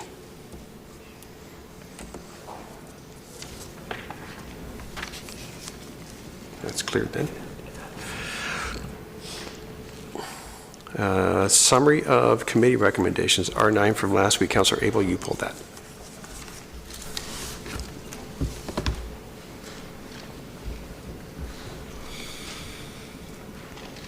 Motion, please. Councillor Thompson.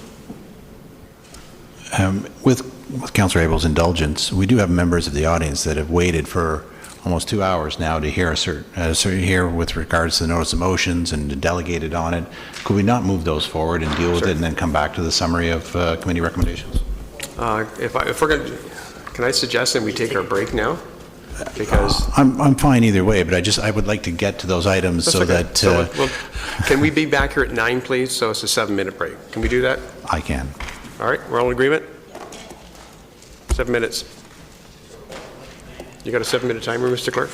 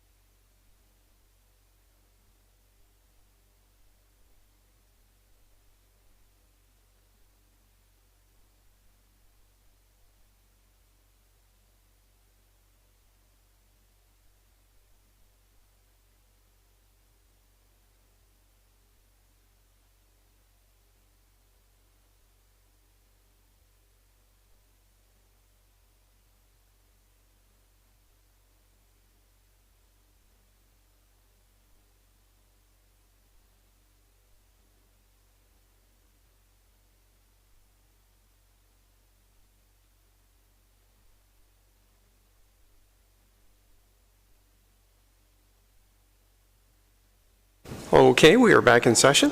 Councillor Thompson. If I can make a motion to bring forward the two notices of motion, both Mayor Dawes and Councillor Marakis'. Sure, second, please. Councillor Abel, thank you. All in favor? Opposed? That's carried. Who's up first? This is the, okay, so Councillor Marakis, you're up first. Motion B. Oh, we're doing this one first? Oh, okay. Move as is. Thank you. Second, please. Councillor Humphreys, thank you. Councillor Marakis. Thank you, Mr. Chair. You know, as we mentioned, as we heard from the delegate as well, I think this is an opportunity for us to explore with the York Region District School Board with the lands that currently house Dr. G.W. Williams. We all know that they will be moving. They've stated that. And so I think that opportunity has presented itself that we should take and explore and have those conversations to see what is available and what could happen. I think the last thing I know that I would want to see happen, and I know that the school board has said that they possibly use it for admin purposes, but I would hate to see 5 years down the road they turn around and they sell it and it gets developed into a subdivision. I don't think, I would like to think that the majority would not want to see that.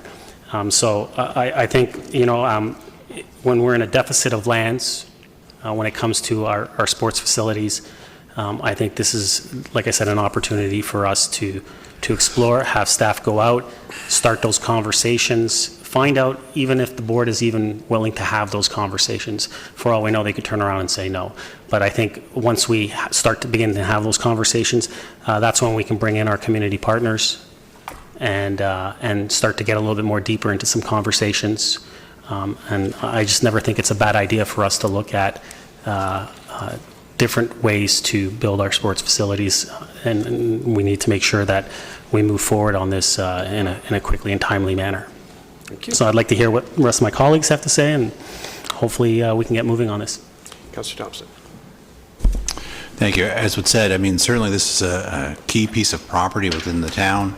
I think it's always been on our list of properties of interest, and certainly I think that, you know, we've learned from our dealings through Highland Gate, Mavernack, and so forth, that, you know, it's important for us to be engaged and involved in the conversations at the earliest possible time, because we don't know what the school board has in mind or where they go, but I think it's important to build that relationship with them and be sure that, you know, we have an opportunity to talk to them about what is possible, because as was alluded to, I think, you know, I'd rather be at the beginning of the conversation than to find out that the property's been sold and it's going to be developed, and we look at ourselves and find out it's too late to get involved. And so, you know, I'm not so caught up on what the final piece will be at this point in time. I think that's one of the conversations to have, and I'm certainly supportive of having that conversation. But at this point, I'm in favor of just starting the conversation and looking at all the opportunities. I will say that if the school board does express interest in developing the property as a sport facility, I would hope that we would engage our stakeholders, specifically Sport Aurora. They've been a key advocate when it comes to sporting facilities, multi-use facilities, and so forth. There's a lot of expertise there, and I would certainly hope that we afford them an opportunity to be part of the discussions. Thank you. Councillor Kim. Thank you, Mr. Mayor. And I'm in full support of Councillor Marakis' motion. We certainly do need additional civic, recreational area, sports facilities, and this would certainly foot the bill considering its central location. I recall last summer when we were at the AMO conference in Ottawa, I had the pleasure with, along with Councillor Marakis and Thompson, to meet then the Minister of Education, Mitzi Hunter. Now she's moved on to a different portfolio, but even before the final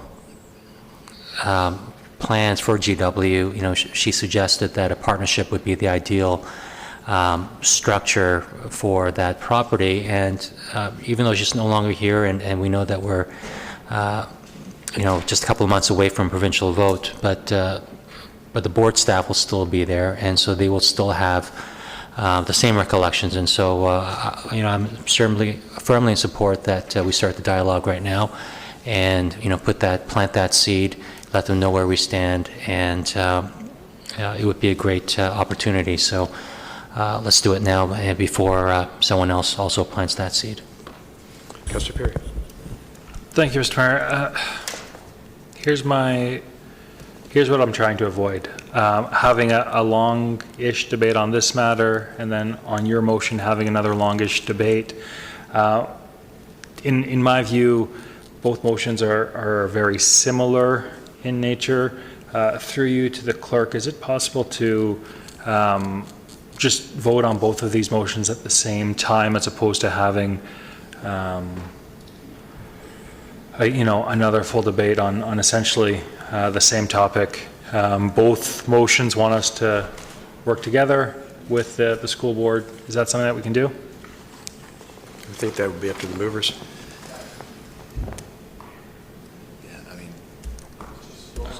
There's no reason. Mr. Clerk? Through you, Mr. Mayor, there's no reason procedurally that we can't. So if the mover and seconder would like to do that, we can vote on the operative clauses altogether. And of course, Mayor Daw too should weigh into it. It is his motion. So just to finish, I'm in favor of both. However we proceed. I just don't want to be spending too much time talking about one, and then, we'll see how the debate goes. Thank you. Councillor Abel. Thank you, Mayor Dawn. And the resolution is to contact the York District School Board. And Mr. Mayor, I recall you and I doing exactly that in 2011 and inquiring specifically about the G.W. Williams. We had seen on the horizon at that time a need for the Bayview School. So we have been in dialogue with York District School Board, and it's good to be. Also, it should be noted that we were in successful dialogue advancing the building and constructing a school on Bayview. It's good that we have these dialogues, and land is very important. I mean, we've had the opportunity to have Hallmark. In fact, we own part of it now. We could have had the whole building, but we weren't prepared at that time. So being prepared and having something going on beforehand allows you to move when the coal is, when the fire's hot. Because with Hallmark, we delayed for a second, and then the building was sold right before us. So we ended up paying a premium on the land, and we have that. So we do have land central. But the idea of the G.W. Williams crossed our minds when we were exploring in 2013 university campus, and we were working with Windsor, and we had talked about that as a potential spot. And also, right-sizing G.W. Williams is probably what the York District School Board want to see. There may be a possibility that they can have a smaller education system with admin. We could have an excellent education excellence. We have post-secondary visions. Expansion of Niagara College would be perfect. So we should keep our options open on what to be able to do there with this facility. We could also have an incubator there, because the building itself is structurally sound and big and massive, and the education system would be interested in partnering to help their budget in moving forward. And similarly, I'll speak the same, and I know it will not please Councillor Perry, but I'll be saying the same when we talk about the Bayview, partnering with the school board on potential facilities that we need while they're building that is an excellent idea. Your point would be? I think it's wholly inappropriate for Councillor Abel to be saying that something disappoints me or pleases me. I'd like those comments retracted. I don't agree. I don't agree with you.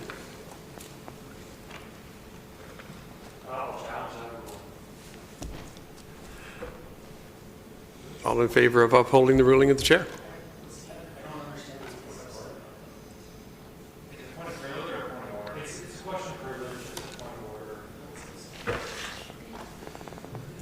And I ruled against it, and so those in favor of upholding the ruling of the chair? All those in favor of upholding the ruling of the chair? I do not find in favor of Councillor Perry's objection. Councillor Perry. Councillor Perry. Councillor Abel, the floor is still yours. Thank you, Mayor Dahl. And I like the idea that was expressed by our delegates that multi-sport facility is a high priority. Don't lose focus on that. We have a couple of options. I'm hoping that we'll get be updated on the Heritage Trust piece of property behind Cardinal Carter. Indications are that looks good. The need for facilities, aquatics, and gyms and fields were highlighted by the delegate, the president, and always having options to consider and backups is very prudent. So I'm very much in favor of moving forward with contacting the York District School Board. That's a massive piece of land right in the middle, heart of our downtown. So our master plan calls for it. We are at capacity and we are growing. So I will support this as stated. Mr. Mayor, thank you very much. Thank you. Councillor Humphries.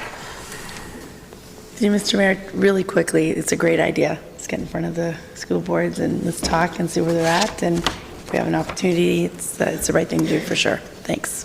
Thank you. Just quickly, I will say that I support the, I'm not sure if I said with Councillor Thompson, the Centre of Excellence in Sport, because I think that's really up to the school board in terms of how they wish to move forward with the unit. But I think obviously it's very close to working with the school board, and I think that's a great thing. So, and just in clarification, if the school board was to dispose of the land, it would go through a public process first. We would be notified. We would have that option.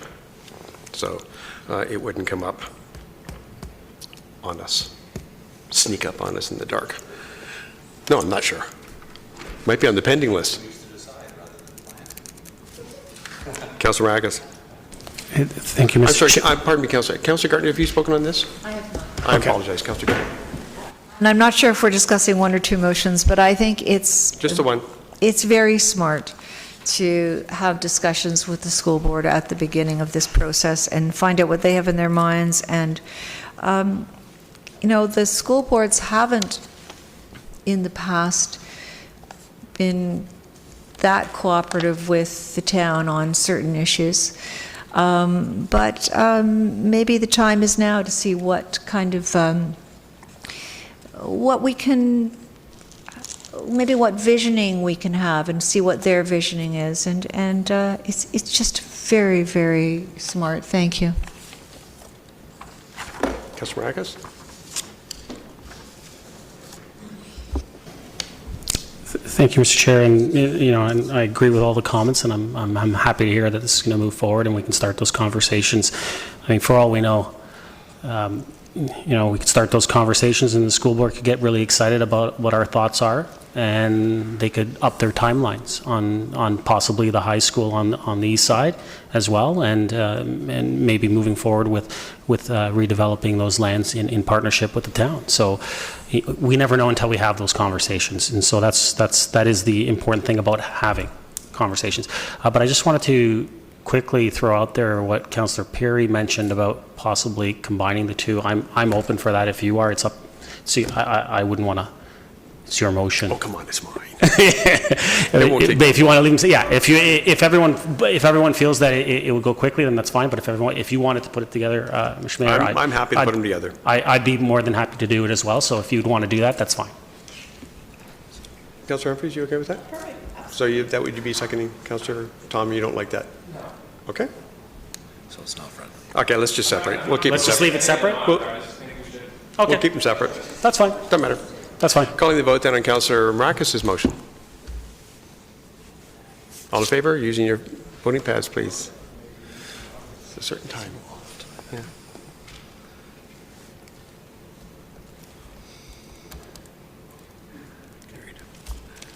All righty, look at that, unanimous, my goodness. Well, I have something to strive for, don't I? Councillor Abel, if I may pass the chair to you. Councillor Abel, if I may pass the chair to you. Oh, my pleasure.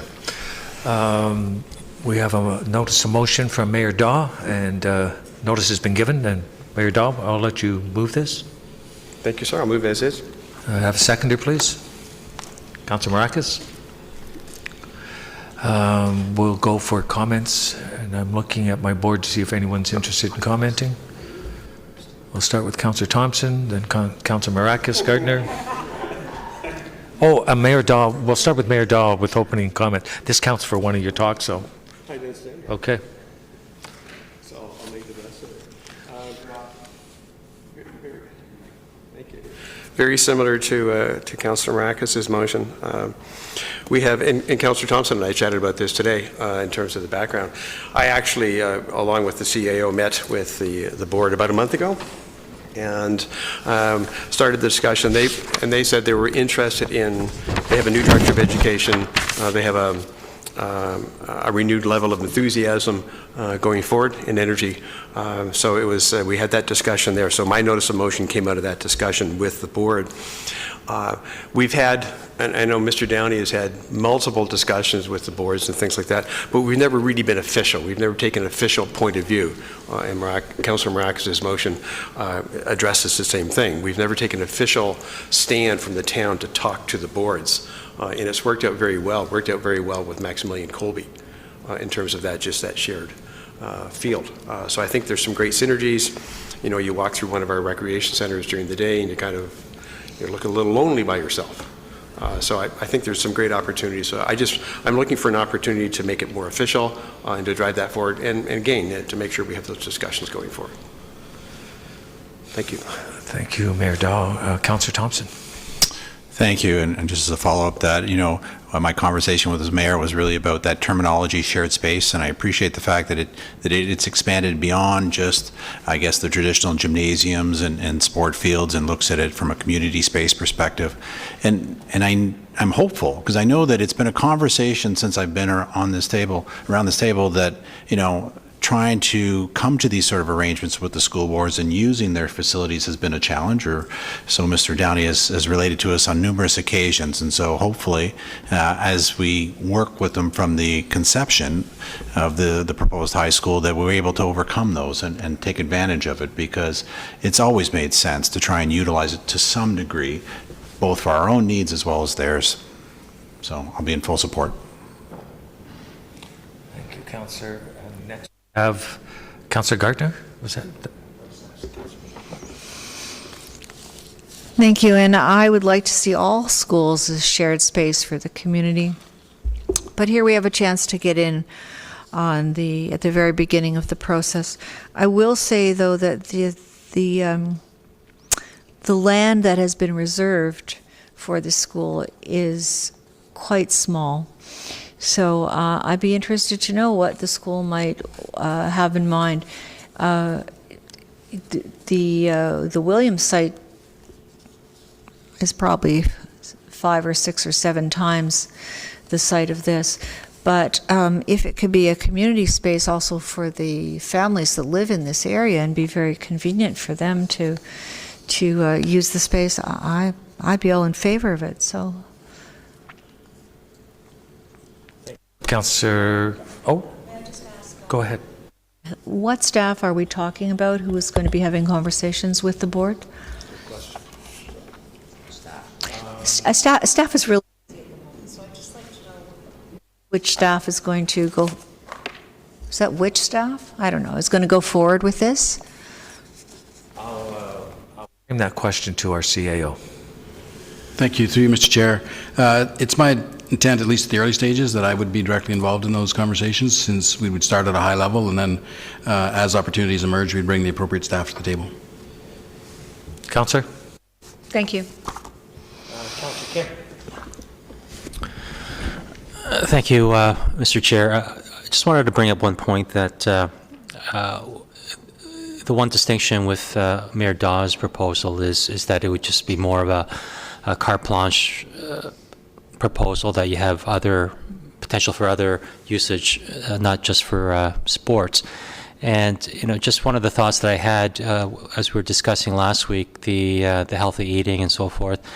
You can really tell by the sales that during the weekday, the traffic is not as high, obviously, in a rec center as opposed to the weekend.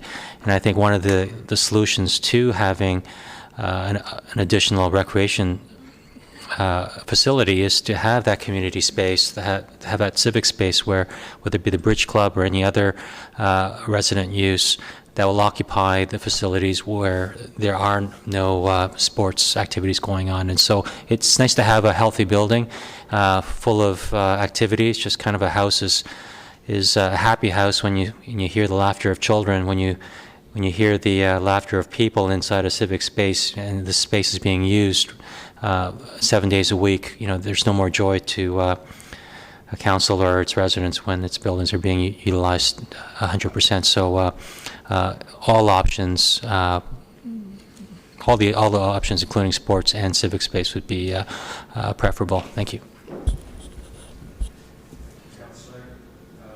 We've gone once around, and I would just like to point out that the province is looking for a number of public services to put under one roof. So that's the province, and of course that's the school board education and municipalities. And so Ontario is supporting expansion of community hubs across the province.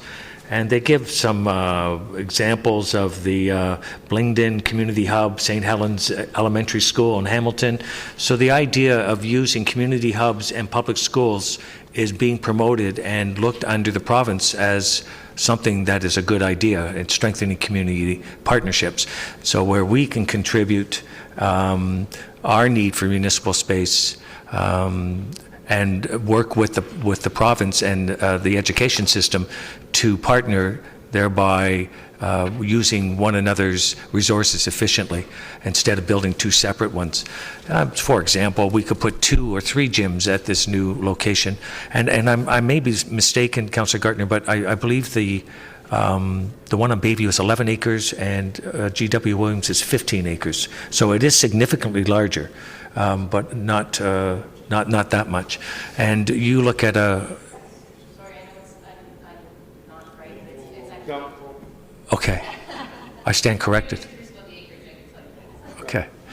At any rate, in the inner city schools, some of the high schools are just on 3 or 4 acres and have complete function with tracks and all the facilities. So it wouldn't be too much of a challenge to maximize some of the buildings. So just your timing is great, Mayor Daw, to put this forward, because not only is it at the beginning, but the province is looking and encouraging this sort of partnership going forward. We've already identified some needs. I don't know if they can put in a 50-meter pool at the school, but we should keep all options open. But again, we should be planning these ideas. Community hubs are very popular for a diverse population such as we have. So it's worth considering these options at this time. So I'll move. Anyone else for a second time before we vote? Seeing none, I'm going to call a vote. All those in favor, please use your tablets. And I'll pass the chair back to Mayor Daw. Thank you very much. What, you're leaving now? We'll move on to item R9, which is the summary of committee recommendations. Councillor Abel, you pulled that. Thank you, Mayor Daw. I'd like to see what we put on here. Yeah, because just we'll wait for it to come up on screen. Okay.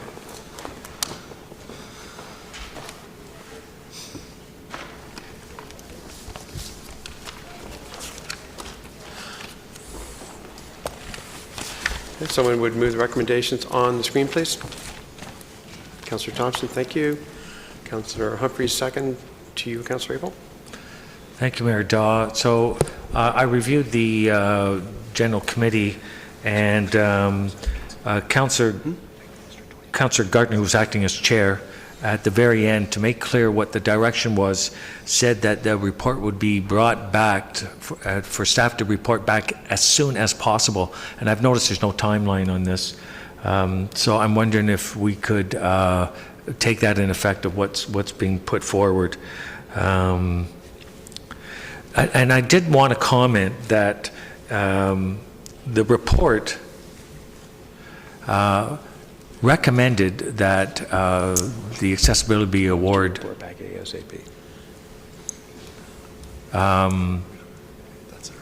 be reinstated, and the Inclusivity Award also be there. So it would be in addition, just so there's no misunderstanding.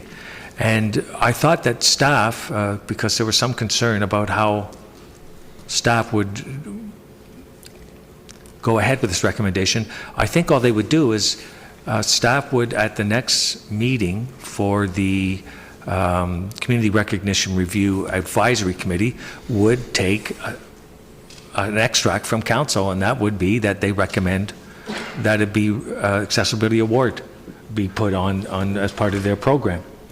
I don't see a need that it goes to staff and come back. I also thought, and although it wasn't specifically directed, but two councillors suggested that Ivy Hendrickson come back to council to clarify and present the community accessibility plan. So I have no issue with it going back to staff and coming back next cycle, because there's no work for staff to do apart from have the staff advisory come and present the community accessibility plan. So my thoughts are if we could just get this back at next cycle, and that would be as soon as possible. Mr. Mayor, I think we're looking for a comment from the clerk.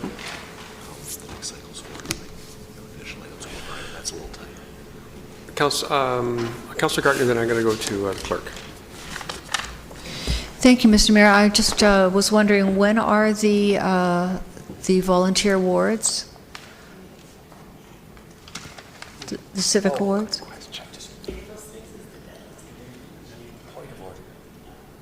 Which point of order? Oh, just a sec. No, you're not on. I want to clarify, if I could, Mr. Mayor, that we are not intending for this to be for this year's Community Recognitions Award, because I know that that may have been misunderstood. The recommendation is not for this year. We completely understand that this is nomination, the whole process is well on its way. So it's just going forward for next term. Councillor Gartner? Then I'm fine with it being referred to staff and coming back. As Councillor Abel said, we would like it sooner as opposed to later, but staff is very, very busy. And staff is very, very busy, and we've added a lot of things to their plate recently. So I'd like to leave the timing open, and it will come back as soon as possible, I'm sure.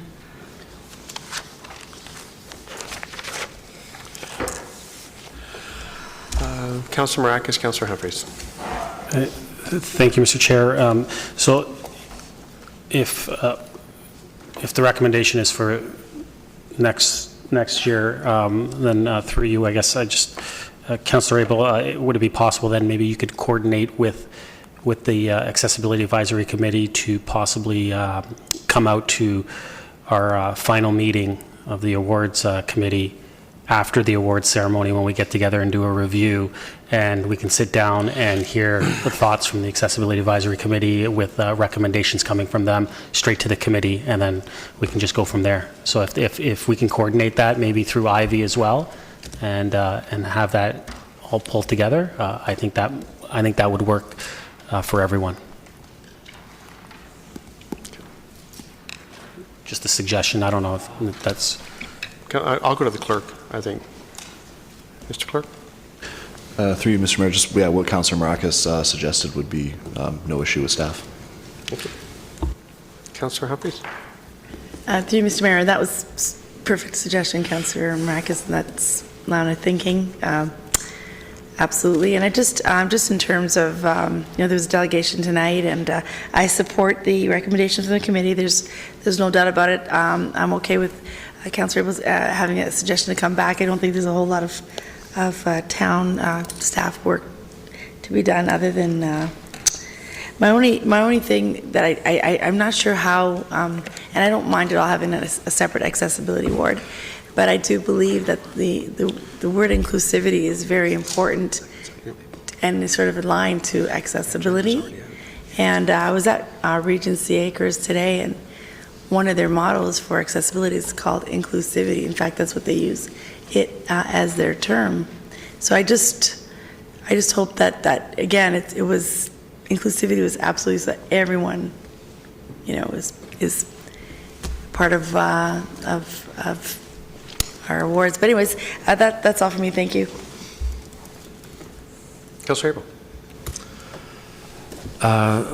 Thank you, Mr. Mayor. And I think that the chair indicated, along with another member from the Accessibility Advisory Committee, that delegating, they don't see a problem with it. If that's the wish of that has to be the process, then that'll be the process. We were just merely putting in a recommendation, and for whatever reasons, the inclusivity, I would agree, does include accessibility, because inclusivity means just that. It means it would include accessibility and anything else that you wanted to. So, but it is the committee and the province that suggests that an accessibility award be part of the community, and that was the main driving, and it was before. And if the committee is having a challenge getting nominations, I'm sure, as the chair, Tyler Barker, suggested, we would be pleased to put that as something to do and provide those names for you. Thank you. Any others? Oh, I'm going to go to the clerk, and then I'll call for the vote. Mr. Mayor, just with the April 3rd GC agenda being out, the earliest that the report could come back to council will be the April 17th, the second cycle in April. Pardon? What did Councilor Maracus say to wrap up for their communique? Oh, it's in May. Okay. So 1 second. Okay. Calling the vote then, please, using your tablets.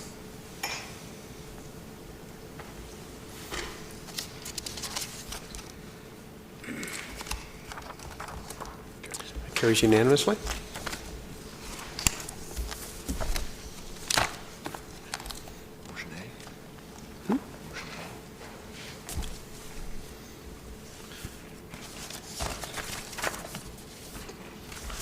Sorry. Let me get back to my agenda here.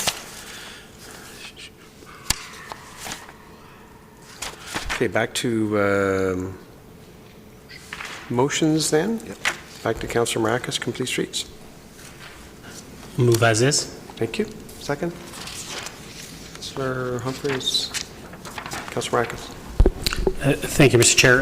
So I'm just going to read the one part, just in case anyone doesn't understand what a complete street policy is. It's the policy is designed for all ages, abilities, and modes of travel with safe and comfortable access for pedestrians, bicycles, transit users, and the mobility impaired as an integral planning feature.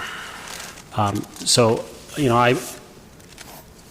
I believe that as we've always talked about moving to a more pedestrian-friendly streets within our town, and as we mentioned with the last two motions, notice the motions that we dealt with the school board, it's a way to make it official, to integrate it within our official plan and to have it developed in that, so that way it states that this is the direction that the town is looking to moving forward. When any construction is done, new construction is done on developing new streets within our town, and also reconstructing streets where it's able to be done within it, because I know that there's some restrictions in some areas that might not allow for a complete street. When we were at, I think it was the FCM, or I'm not sure if it was FCM or AMO in Ottawa, which one it was, but I forget which one it was, that FCM, I think. we did visit, I think it was Main Street in Ottawa, and they had the complete street done in there, and they used that policy. And it's amazing what they achieved on that street. We all looked at it, and you had an area for pedestrians, you had an area for bicycles, you had an area for motorists, and it was, as it states, a complete street. So I just think it's something that we, as we move to do our official plan update, we can ask staff to officially incorporate that in that update. So I'll leave it at that. Thank you. Councillor Tom.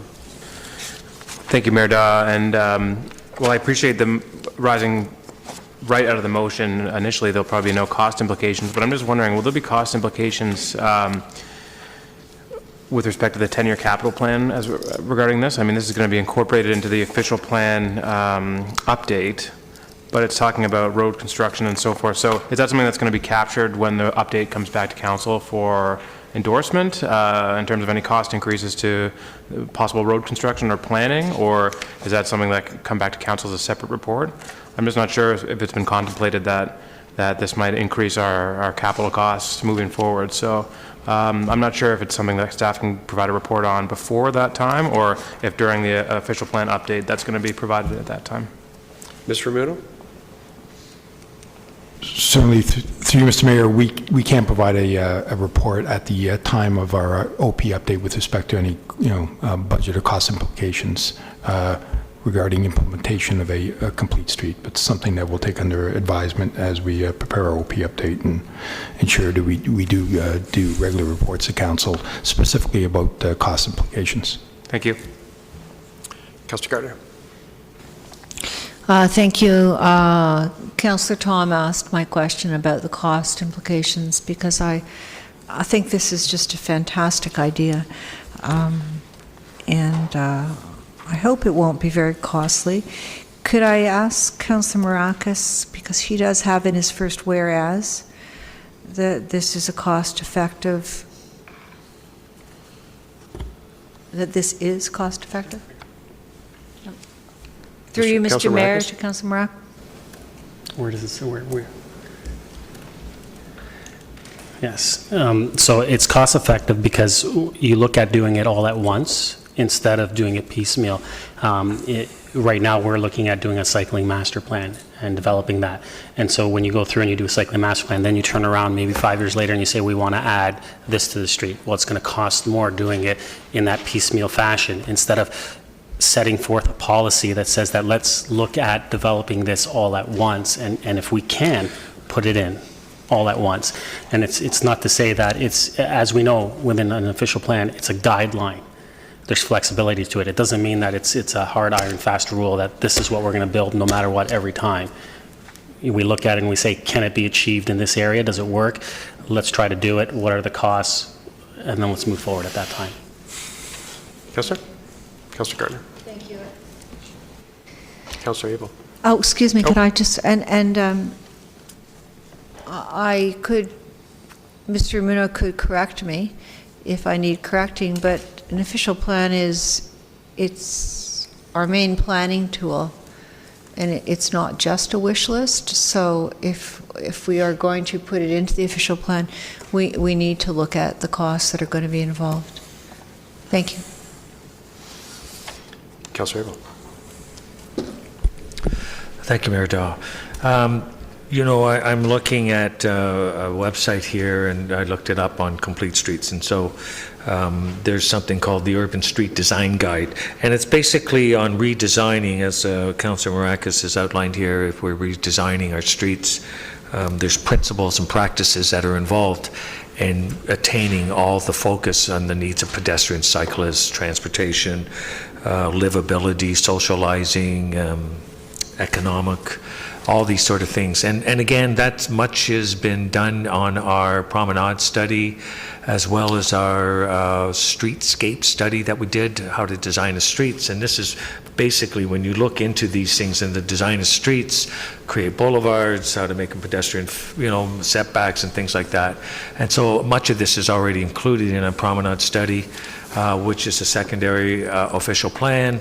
And so we are just reinforcing that philosophy, be realigned with the official plan that's coming forward in when the region does it, much like the cultural precinct for Temperance Street. This looks like something that'll be coming down the road. But just so that we're assured, we do have plenty of that already sort of in our planning guidelines, and I think Mr. Ramuno, you're as familiar with them as some of us here after 2 terms. I have no problem. I don't think there's going to be any cost implications. It's a matter of developing and reaffirming what we have in our promenade and our streetscape, and aligning those practices and principles into the official plan. You know, and it's all basically the same verbiage. So, I mean, I have no problem endorsing this because at this time there's no cost or anything. It's a wonderful idea. Thank you. Councillor Humphreys. To you, Mr. Mayor, I think it's an absolutely, it's a great idea, and I'm just envisioning, so this, just in terms of Councillor Marcus, with your thought process, was perhaps doing, obviously we have an inventory of all our existing streets and future development, and then it would be almost like, you know, a package, what every street should look like and be, so it's very, you anticipate the same standards, and there's an approach and a design approach. I think it's great. I love the idea, and I love that it includes, you know, just again walkability, which is not something we talk about all the time, and you know, other ways of transportation other than cars.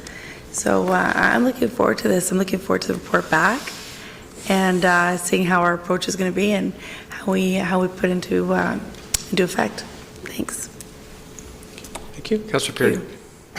Thank you, Mr. Mayor. I know it's going to be disappointing to you that we weren't able to get action on a Yonge Street redesign project, but this idea is going to move forward. But I'm happy to support this motion nonetheless. Before I go to you, I was going to mention Yonge Street. So the tour that Councillor Marcus was talking about was in Ottawa on Main Street. It's a fascinating project they did because they took the Main Street and reduced it from 4 lanes to 2 lanes, and they put the bicycle lanes and walking lanes and things in. And the interesting thing was that the car calculation, and if I may not have the numbers exactly correct, but I think it was 1,200 cars an hour and 4 lanes, and you would think by reducing the lane content by 50%, the car count would go down by 50%. It actually went down by 25% because it was managed better. So I think there's great opportunities to pick up efficiencies in how our streets work. And so I'm still hopeful that we'll see some action on Yonge Street at some point in my lifetime. Councillor Marcus. Oh, I'm sorry, Councillor Kim. First time. Thank you. Until the motion about complete streets, I had no idea what a complete street was, but in researching it, it seems like, you know, there's a documented correlation between people's health and one's well-being and complete streets. So someone in the scientific field or health field has managed to kind of link that, which is quite interesting. I am in support, but I do have one question before I do support this, through you, Mr. Mayor, to Mr. Ramuno. I'm not sure how familiar you are with complete streets, but it seems that from what I'm reading and what Councilor Marcus is saying is that there seems to be a bias towards pedestrians, which is fine with me, but there are those residents in town who have complained about traffic and things of that nature. So would approving this in any way complicate or make traffic worse, you know, in Aurora? Mr. Ramuno? Through you, Mr. Mayor.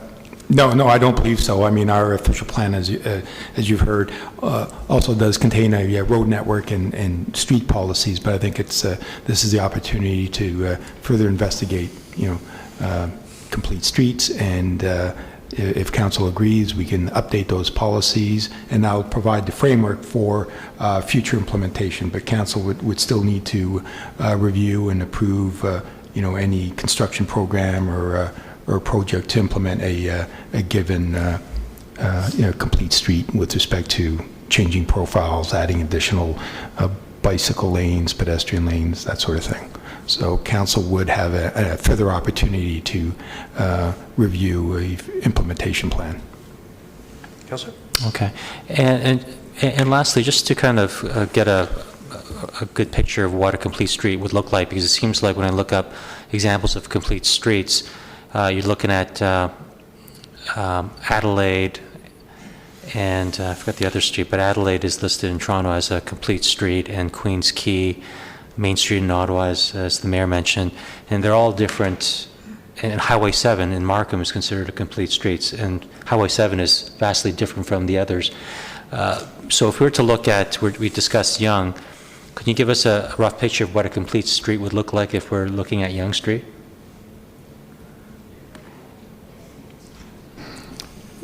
Through you, Mr. Mayor, this is just a guess. I mean, that portion of Yonge Street is controlled by the town, but it would be a combination of, vehicle lanes, bus lanes, and perhaps bicycle lanes as well. We're working with a tight profile within that stretch, but I mean, there are opportunities. It's been done elsewhere. Okay. Okay. But it's likely that the car lanes will be reduced to 1 in order to be a complete street. Mr. Mayor, I mean, in certain instances, that may be the case. Okay. Thank you. I am in favor of the motion.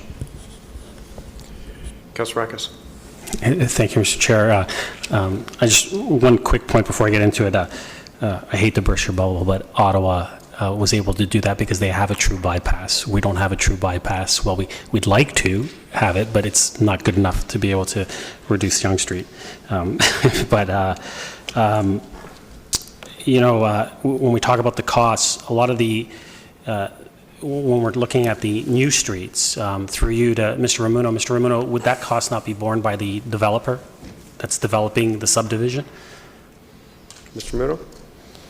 Through you, Mr. Mayor, that's correct. If it's a new street that's part of a development application, subject to development charges, but that's something we'd have to look into. Thank you. And as far as, I mean, there would be, I guess, some cost to when we look at reconstruction of certain streets. But as I stated earlier, it's which streets are viable for this to occur in. Like, not all streets, this wouldn't be able to happen on all streets within the town. We wouldn't be able to turn the whole town into one big complete street. It's not viable. It would never happen. And so it would be dependent on what areas, what can we do, where does it work? And so it would be dependent on staff coming with their expertise and saying these are the areas that we can implement the complete streets policy. And so I'm happy to hear all the comments around the table and that they're positive, and I look forward to one day where we have a complete streets running through our town. But not leaving. Pardon? But not leaving. Not leaving. No other comments. If you use your tablets to vote, please. All in favor or opposed?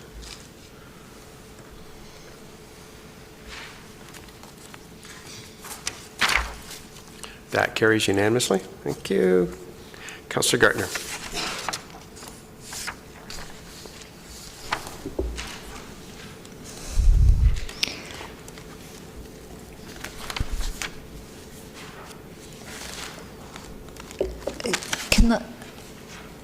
Okay, thank you. I would like to have the whole motion. I'm not going to read it, but Second, please. I got to move it. I have to move it. For me?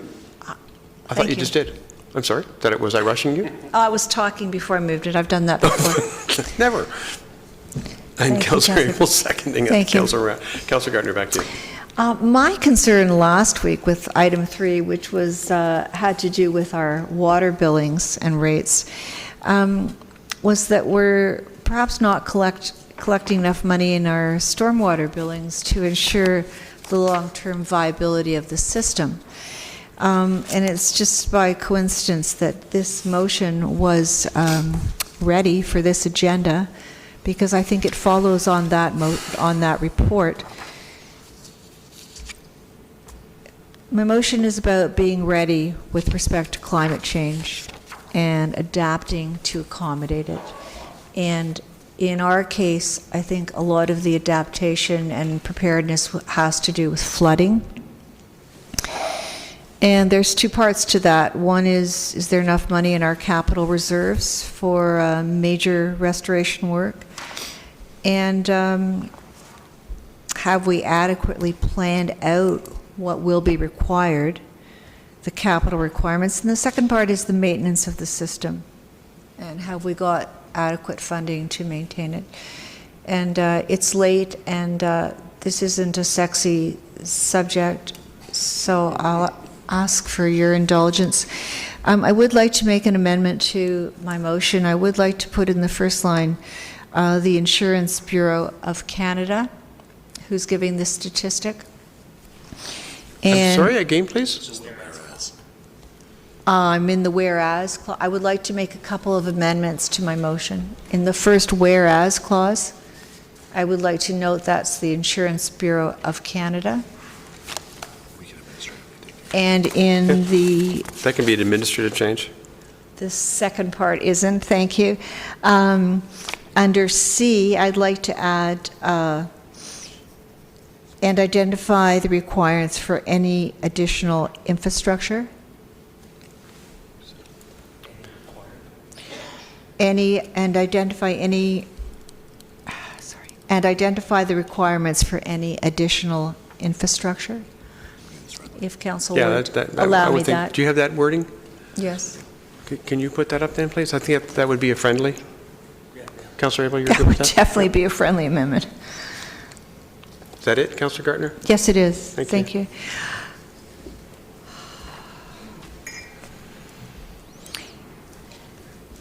I have concerns, and we have responsibility to the community to make sure that we are prepared as we can be for climate change. And I think my motion just speaks to that. It's asking for a report from staff with respect to the condition of our flood control measures, whether new building in the old part of town is going to require any additional amendments to that, and identify the work throughout town that needs remedial work or new capital work, and just what this is going to cost us, so that we can be prepared when, I believe Mr. Downey is coming back with another report on the rates, that we're not caught short. This could be a process where we're charging enough in our rates to make sure about the sustainability of the system. And I don't think we've done that in the past. And I think that the report from last week, R3, is talking about that. So I just would like to be prepared. Thank you. Whoever is sitting on council in the future, I would like them to be able to say to the residents that we are prepared and we are going to do the best we can for you. Thank you, Councillor Gartner. Councillor Thompson. Thank you, Mayor Daw. In general, I'm in support of the motion. Certainly, never mind Lake Simcoe coming to Canada to present to council and talking a little bit about floodplain boundaries and so forth, as well as getting a report back on some of the control measures we have in town. I just want to, through you to Mr. Elliott, I guess my concern would be about duplicating some of the information. My understanding is that some of this is already in the asset management plan, where it does talk about risks, and it does talk about, the status of infrastructure, remedial, and so forth. So perhaps Mr.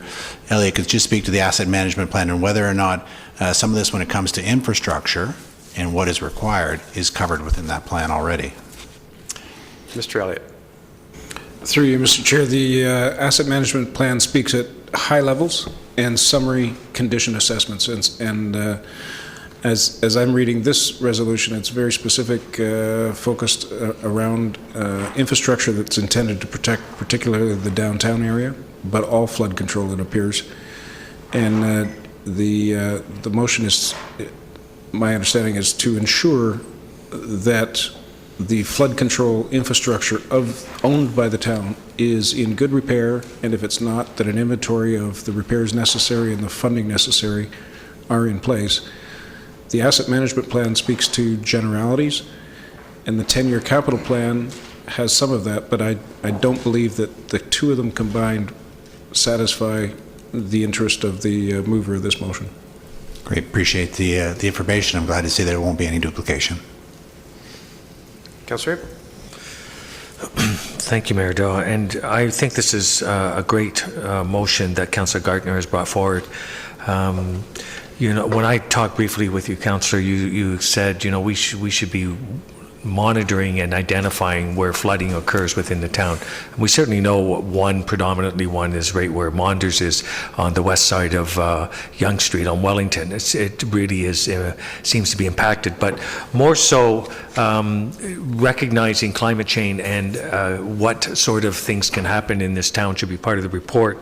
You know, it was in 1973 and the insurance noticed that there were flood increases. You know, it's 45 years later. We still have some people doubting that there's climate change, but insurance people monitor and have stats, and overwhelmingly they are reporting more claims, and that tells you something. There is some things that we should talk about. What can we do to mitigate? And if I read very quickly, direct runoff away from homes. So we try and get bonusing residents that put devices in to prevent sewer backups. And these are the sort of things insurance are always doing, flooding and sewer backups. So we should look at these sort of ideas when we're trying to mitigate, and then identify where we're vulnerable in climate, and that would be wind, freezing rain, and flooding, which obviously knock out hydro and energy. So do we have a way to mitigate the impact on those sort of things? So I think that's all sort of part of how to adapt to the changing. And lastly, the Fort McMurray, when there were 1,600 structures that were destroyed, the word from insurance is it's going to get worse before it gets better. So I think it's prudent that we have such something within our policies and a plan, or as Councillor Gartner, it shows a bit of, you know, I think it's a responsible way that we should be handling what could happen to our infrastructure and our residents and be able to mitigate it. We do have a community emergency action plan. But, you know, we should encourage a radio when power goes out so we can communicate. There's all sorts of things that could be put into this report and for preparation for climate disasters coming our way. So I thank you very much. I'll be in full support. Thank you, Mr. Mayor, and through you. Just want to say I disagree completely with Councillor Gartner. I think this is very much a sexy issue.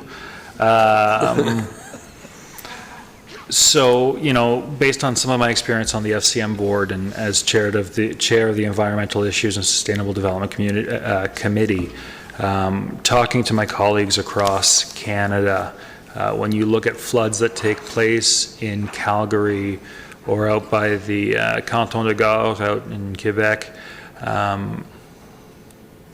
once these issues happen once, it becomes incredibly difficult for those citizens to manage getting insurance to prevent it from happening, or to be prepared when it happens again.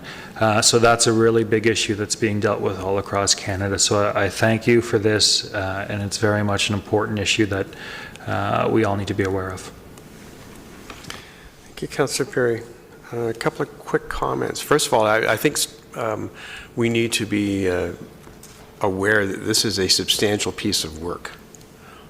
So it will, it's not coming back next week, as an example. So there's a lot of good stuff in here, a lot of work. Just so you are aware, the CA has already been in touch, the Conservation Authority has already been in touch with the clerk's office to set up a time to come. There was an interesting presentation at the Conservation Board meeting last week. The rains that we had in June 2015, we haven't seen that much rain since Hurricane Hazel. Although there was some substantial flooding, there was nowhere close to what was experienced during the time of Hurricane Hazel. Not that I was there. Okay, but I was 4. You were on this, sir. What I think that points to is the fact that there has been a substantial amount of work that has been done, a substantial amount of money that's been invested in managing the flooding issue. So certainly we can always do more, and I thank Councillor Gardner for bringing this forward. Councillor Gardner, if you have any more comments, otherwise I'll call the vote. Thank you. I'm very pleased with the reception, and I would just like to say, with respect to Councillor Abel's comment about Fort McMurray, unfortunately, I'm very familiar with what happened there because both of my children were there for the fire, and right after the fire, there was flooding, and there was flooding because the trees that were there were no longer there to absorb the water. So, anyway. That is just a comment. I think it's very important, and I'm very pleased that Council feels this way. Thank you. All in favor, please, using your tablets.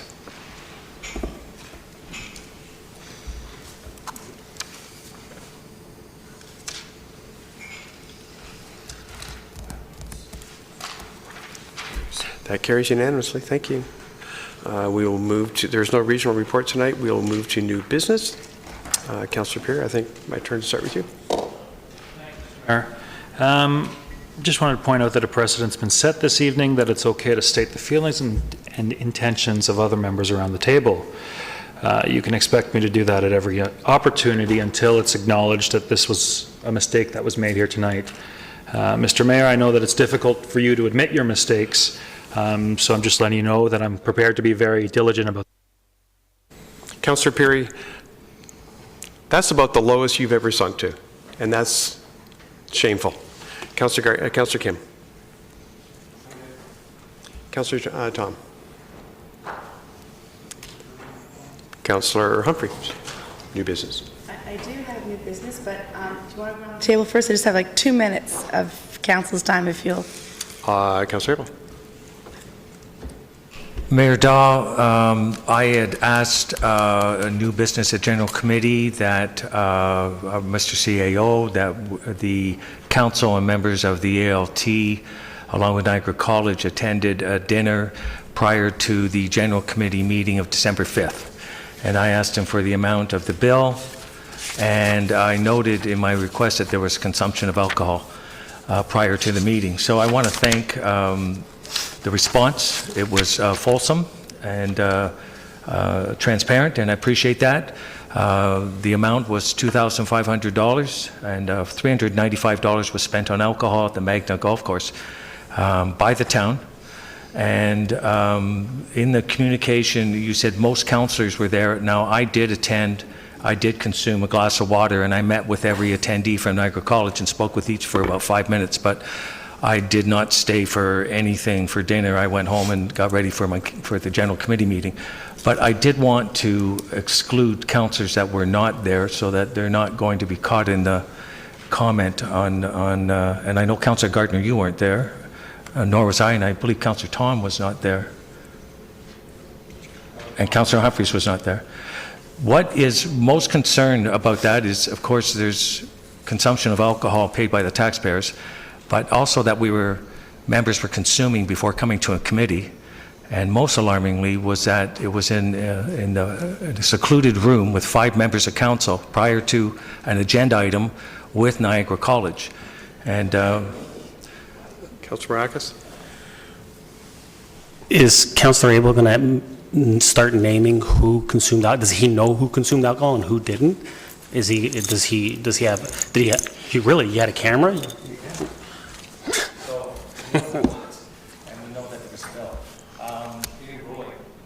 I'm not sure what the requirement, or what the ask was, I'm sorry. Councillor Abel, what are you insinuating? thank you, Mayor Daw. I'm insinuating that $395 was consumed in alcohol, and that would represent maybe, on average, 2 drinks per person. That was in attendance, averaging. So I don't know I'm just what to saying say. it's an average, Councillor, but what I'm really concerned about is the fact that we were in a secluded area with 5 councillors and an agenda item, and we learnt from procedural and when we took a course, and that was Councillor Perry, myself, and Councillor Thompson, that you have to guard against being optically in an area with 5 councillors and taking on the course of business. If you are going to go into restaurants 5 at a time, be in an open place that's publicly where you are seen. So this is neither that. It's carrying on business in with Niagara College. So I'm very concerned about it, and I just wanted to. Okay, I was there and I left. Oh, great. So you were there. That's fine. Okay. And I wasn't sitting and talking with the people at a table. Okay, enough, please. I mean, I'm not defending myself. I'm just optically saying that's not a good thing to do, and I left. Councillor Thompson. Nothing. Councillor Gardner. Thank you, Mr. Mayor. I think, Okay, please. I don't think we had public service announcements tonight, did we, Mr. Quick? Next. This is new business in case anybody's forgotten. I thought we'd moved the public service announcements to the big, okay. To the end. No, but I thought we'd moved it back. Okay. I'll wait then. Councillor Maracas, new business. Thank you, Mr. Chair. Through you to, I guess, Mr. Ramuno. Mr. Ramuno, there's been some talk about the median that runs along St. John's, just east of Bayview, and that it's very difficult for that retail shops on the southeast corner. For people coming out, it's right in, right out on both exits. And so is there anything that we can do about talking to the region about possibly looking at having a left turn somewhere for that Mr. Ramuno, I think property? I think you should probably take that under advisement. Well, I'll take a look. Thank you. So That's all site plan stuff. And no, and I agree with you. And I know it's a difficult situation, and I know it's a regional situation. But if we can just maybe have some conversations, that would be great. And just bear with me. I have a couple more. I don't know who would deal with this, Mr. Chair, but the plaza with the PetSmart in it. I've had some complaints, and they're just wondering, is there anything that we can do? Maybe staff can talk to the owners of the property. The trash can, as you're leaving the PetSmart, blocks all sight lines for anyone as they're leaving, and it's a very dangerous situation. And so they're just wondering, maybe if we can speak to the owners of the property and just have them maybe just kind of move that trash can a little bit out of the way, if that's possible. I see Mr. Ramuno nodding his head, so I appreciate that. And then just to get our new director involved in the meeting, through you, Mr. Chair, to Ms. McDougall. The Arboretum had their AGM, and I believe that they would fall under your purview. Or no? Oh, Mr. Downey, still you? Oh, okay. Well, they would like to meet our new director, so maybe at some point, maybe if you'd like to reach out to the Arboretum and have a conversation with them, they're excited to meet you. And if I could get I would like you to push the mic, and I just want to get you involved. It's on. Thank you. Through you, Mr. Mayor, certainly. Very happy to. Anyone that I need to and like to be part of this community and learn what Aurora is like and what the interests are of this community, of course, very happy to be part of it and learn more. Thank you, Ms. McNuga. And then I just have one more. I do realize that Metrolinx is doing a traffic study throughout the vicinity of Wellington. I'm just wondering if we can incorporate and look at specifically the chicane that's on Center Street. With a lot of the development that's occurring just in that area, there's going to be a lot more traffic on Center Street. And that traffic is going to end up flowing right through Catherine, because it's the only, or out the Yonge, but I doubt anyone's going to want to go out the Yonge and try to make a left or a right. So they'll end up going down Catherine. So my thought has always been that if you move that chicane at least just one step over to the east, you would have an outlet from Wells onto Wellington for that traffic. And so maybe that's something that they can look at and incorporate that in their traffic study and just say that that we would like them to look at that. Thank you. That's it. PS, new business? Councillor? Thank you. Mr. Mayor, we all had an email from a resident about airplanes that are flying too low, and you said you were going to look into it. Have you had a chance to do that? Yeah, I was in touch with Buttonville, and they're getting back to me. Good. Because you. it's Buttonville that they're talking about. Thank you. And also, some of us were at the Arboretum meeting last night, and they were talking about the invasive species and how harmful they are to the environment and wildlife and wetlands, which we really need. And I know that we can't eradicate invasive species, but I'm wondering are we doing anything to try and control them, apart from in the Arboretum lands? And what kind of communication are we sending out to the public? I don't need an answer tonight, but I just don't want this to drop completely off our radar, because as Mr. Downing knows very well, the invasive species are really, really damaging. Yes. Thank you. Councillor Thompson. Mr. Downing. Mr. Downing? Through Mr. Mayor, this is a topic of conversation we have at the table in the Arboretum, and I've invited Robin to the next meeting. Actually, we looked at a new piece of equipment that helps with the cutting of primarily Phragmites, and so they've asked, the Arboretum's asked us to look at that, and we are looking at, this piece of equipment and whether or not it's something that we should be purchasing. We are not doing any removal of invasive species on lands other than the Arboretum, so that is not part of our program. And we have not been able to find a effective method in order to control them. We've tried a number of different things, and the latest was, if you recall, a parcel of land beside Tim Hortons, and that wasn't as successful as they had hoped it was going to be. So we continue to research it and see what we can't find. But right now, it's winning and we're losing. Councillor Thompson. Thank you, Mayor. I do want to clarify a couple things. First off, there's nothing wrong with councillors as a group getting together. What is not okay is materially advancing the town's business, and so I just want to be clear about that. We often get together at events, the Santa Claus Parade, different fundraising functions. What we can't do is materially advance the town's business. So let's be clear on that one. The second one, and Councillor Abel alluded to Mr. Nadarozny's email, and perhaps he can expand upon it, because he also did talk about the fact that while councillors have a policy, and by all means we set policy, and so we have the opportunity to change any policy we don't like, councillors have a policy whereby we shouldn't expense alcohol.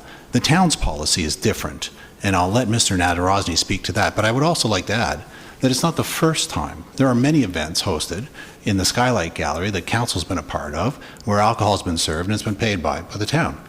The one that comes to mind is the inauguration, which Councillor Abel and myself have both been to on 2 occasions. And alcohol was served and paid for by the town. So perhaps, Mr. Nadarozny, you can add to the email that you sent around and explain the town's policy with regards to this, and whether or not anything inappropriate was done according to our policies or with regards to getting together as a group. Mr. Nadarozny? Certainly. Through you, Mr. Mayor, perhaps it's best if I just actually quote the email that I sent. So the last paragraph of the email that I sent basically just said, while our policies do not allow staff to individually expense alcohol as part of a meal claim, it is customary and appropriate to allow for modest alcohol expense to be covered as part of a hospitality or economic development event. Given the significance of this partnership and the fact that it is a partnership with the Canadian Food and Wine Institute, I felt it was appropriate to include alcohol in the event as a gesture of good hospitality. And as for the gathering of council, as you stated, there are many times when all of council is in a room other than this room, and I think that it's only when the business of the council has moved forward in a material way that people would and ought to object. And would it be correct to say that you have a budget line item for receptions? Through you, Mr. Mayor, yes, council-approved budget of $7,000 for receptions, and it rests in my office.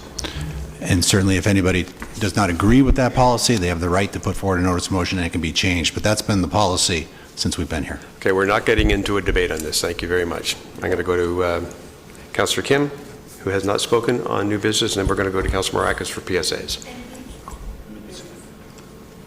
Councillor Kim? Yeah. Oh, I'm saying you're correct. Right, I apologize. Okay. Councillor Kim? Thank you. It won't be long. I know this was this question was asked on the email, but because there are so many questions, I didn't want this particular one to be lost when staff respond back. Regarding the Real Food First group, they did ask in terms of whether they can go out and socialize with local business not socialize with the business, but socialize the RFP with the local business. So through you to Mr. Mayor, to Mr. Muno or to Mr. CAO or Mr. Elliott, is that appropriate for that group to do that? Mr. Elliott? I'm just trying to quickly find an email that I sent back in response to that this afternoon. I believe it was fairly succinct that the town is not in a position to try to regulate what private individuals do or not do on their social media channels. Let me just read you this email that I responded back directly to Cassie Savage, and perhaps in hindsight, I'll forward it to all members of council, but the town cannot limit who says what within their private or commercial social media channels. The town will not be individually promoting the RFP to local businesses. Our normal channel of advertising our bid opportunities is to post them on our selected electronic bidding network. Subscribers to that network will be notified by email of the opportunity, but they are available to be browsed by non-subscribers.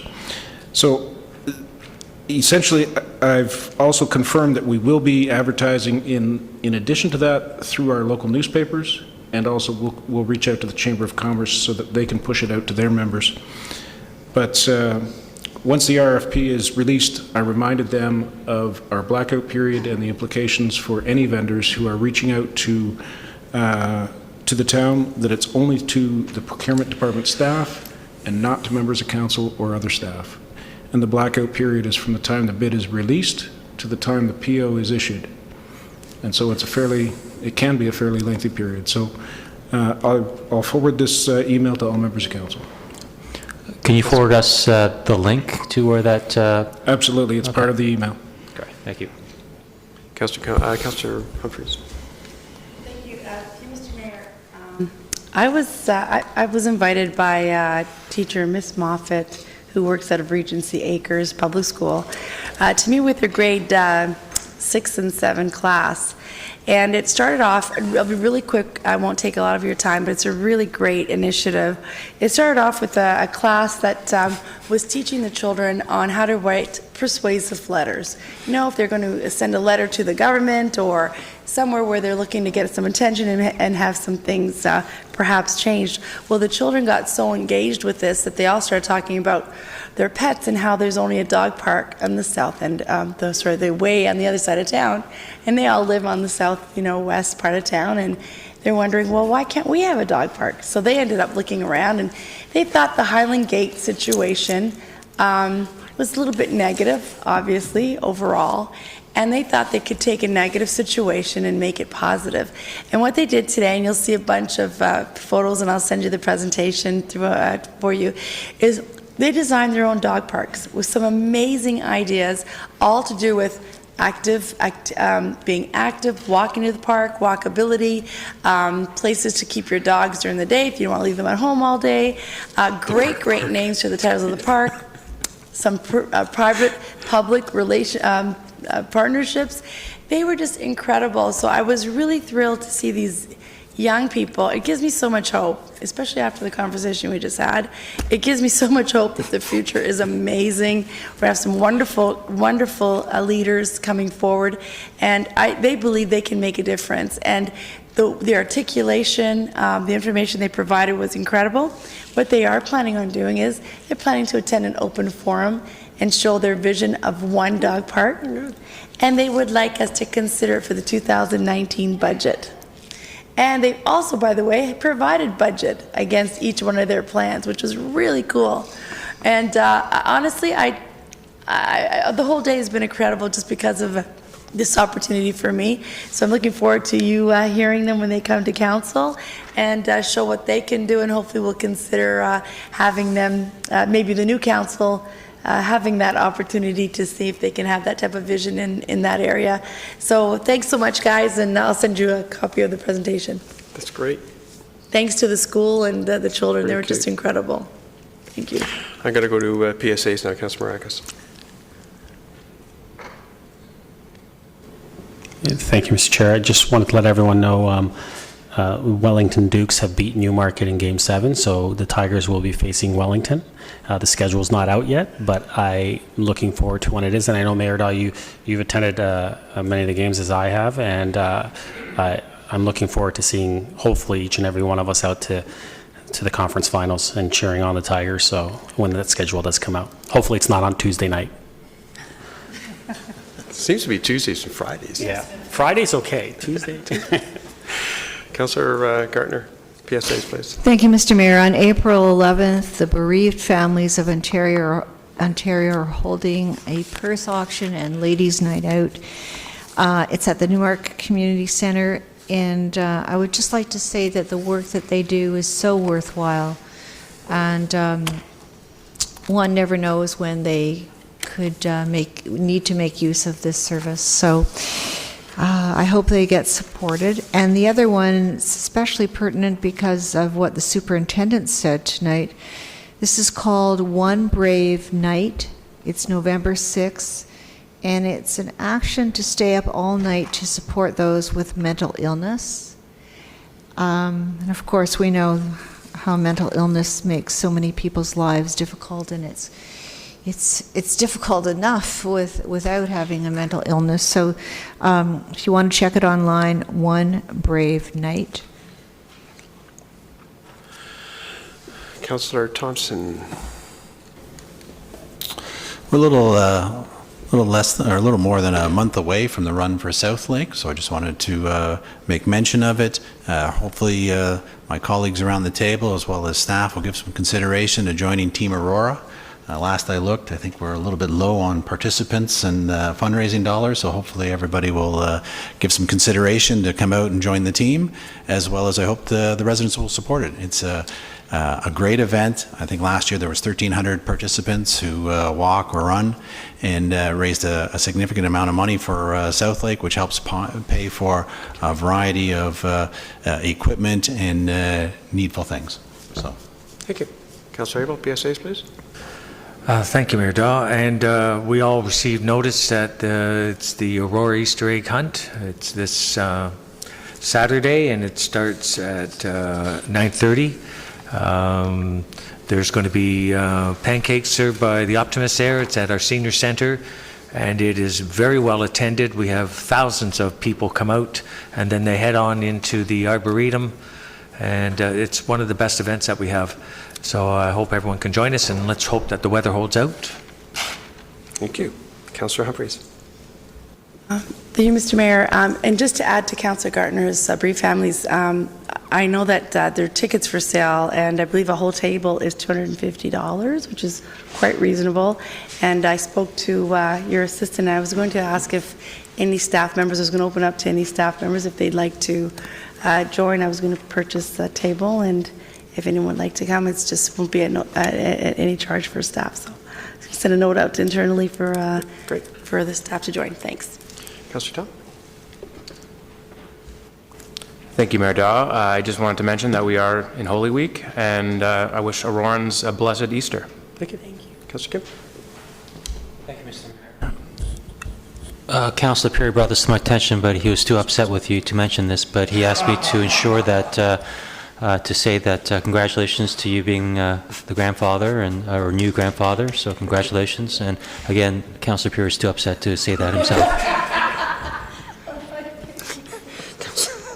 Councillor Perry. I'm sure it would be an understatement to say how happy you are. It's certainly puts things in perspective, I'll tell you. It's great. Thank you very much. The Easter egg hunt was mentioned. We have a flag raising at Town Hall Tuesday the 3rd at 9 o'clock for autism services.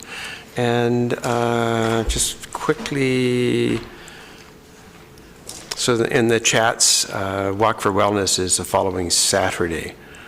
And I think the rest can wait until the next time we come back. It's been a long night. And by the way, you can talk about hockey only if we get heaters in the stands. I go home freezing.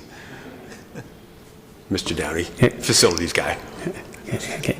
Press warm Councilor Maracus. Thank you, Mr. Chair. So I just quickly wanted to mention, so anyone that has been to the Tigers games knows that Vivian Bridgeford is a fixture when you walk in to get your ticket, and she's been named OJHL Volunteer of the Year. Yeah. And so I just wanted to recognize her, and how proud I think everyone in Aurora is for all her volunteer work for the Tigers game.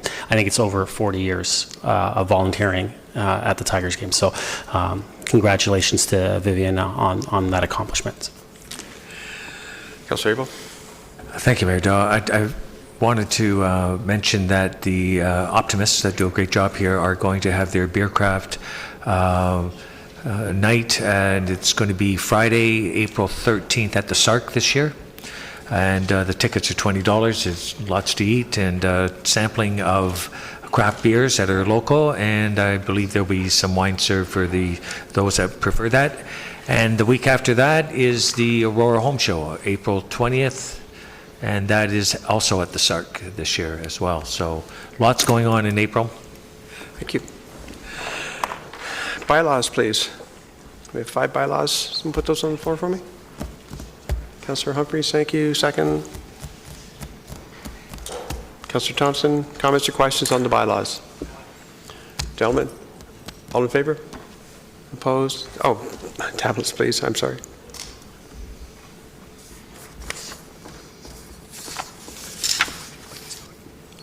Councillor Gartner stepped away from the table.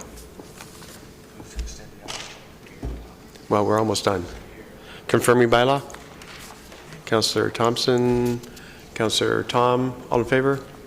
Opposed? That is carried. Motion to adjourn. Councillor Maracus, Councillor Thompson, all in favor? Opposed? That is carried. Thank you. Thank you, Grandpa.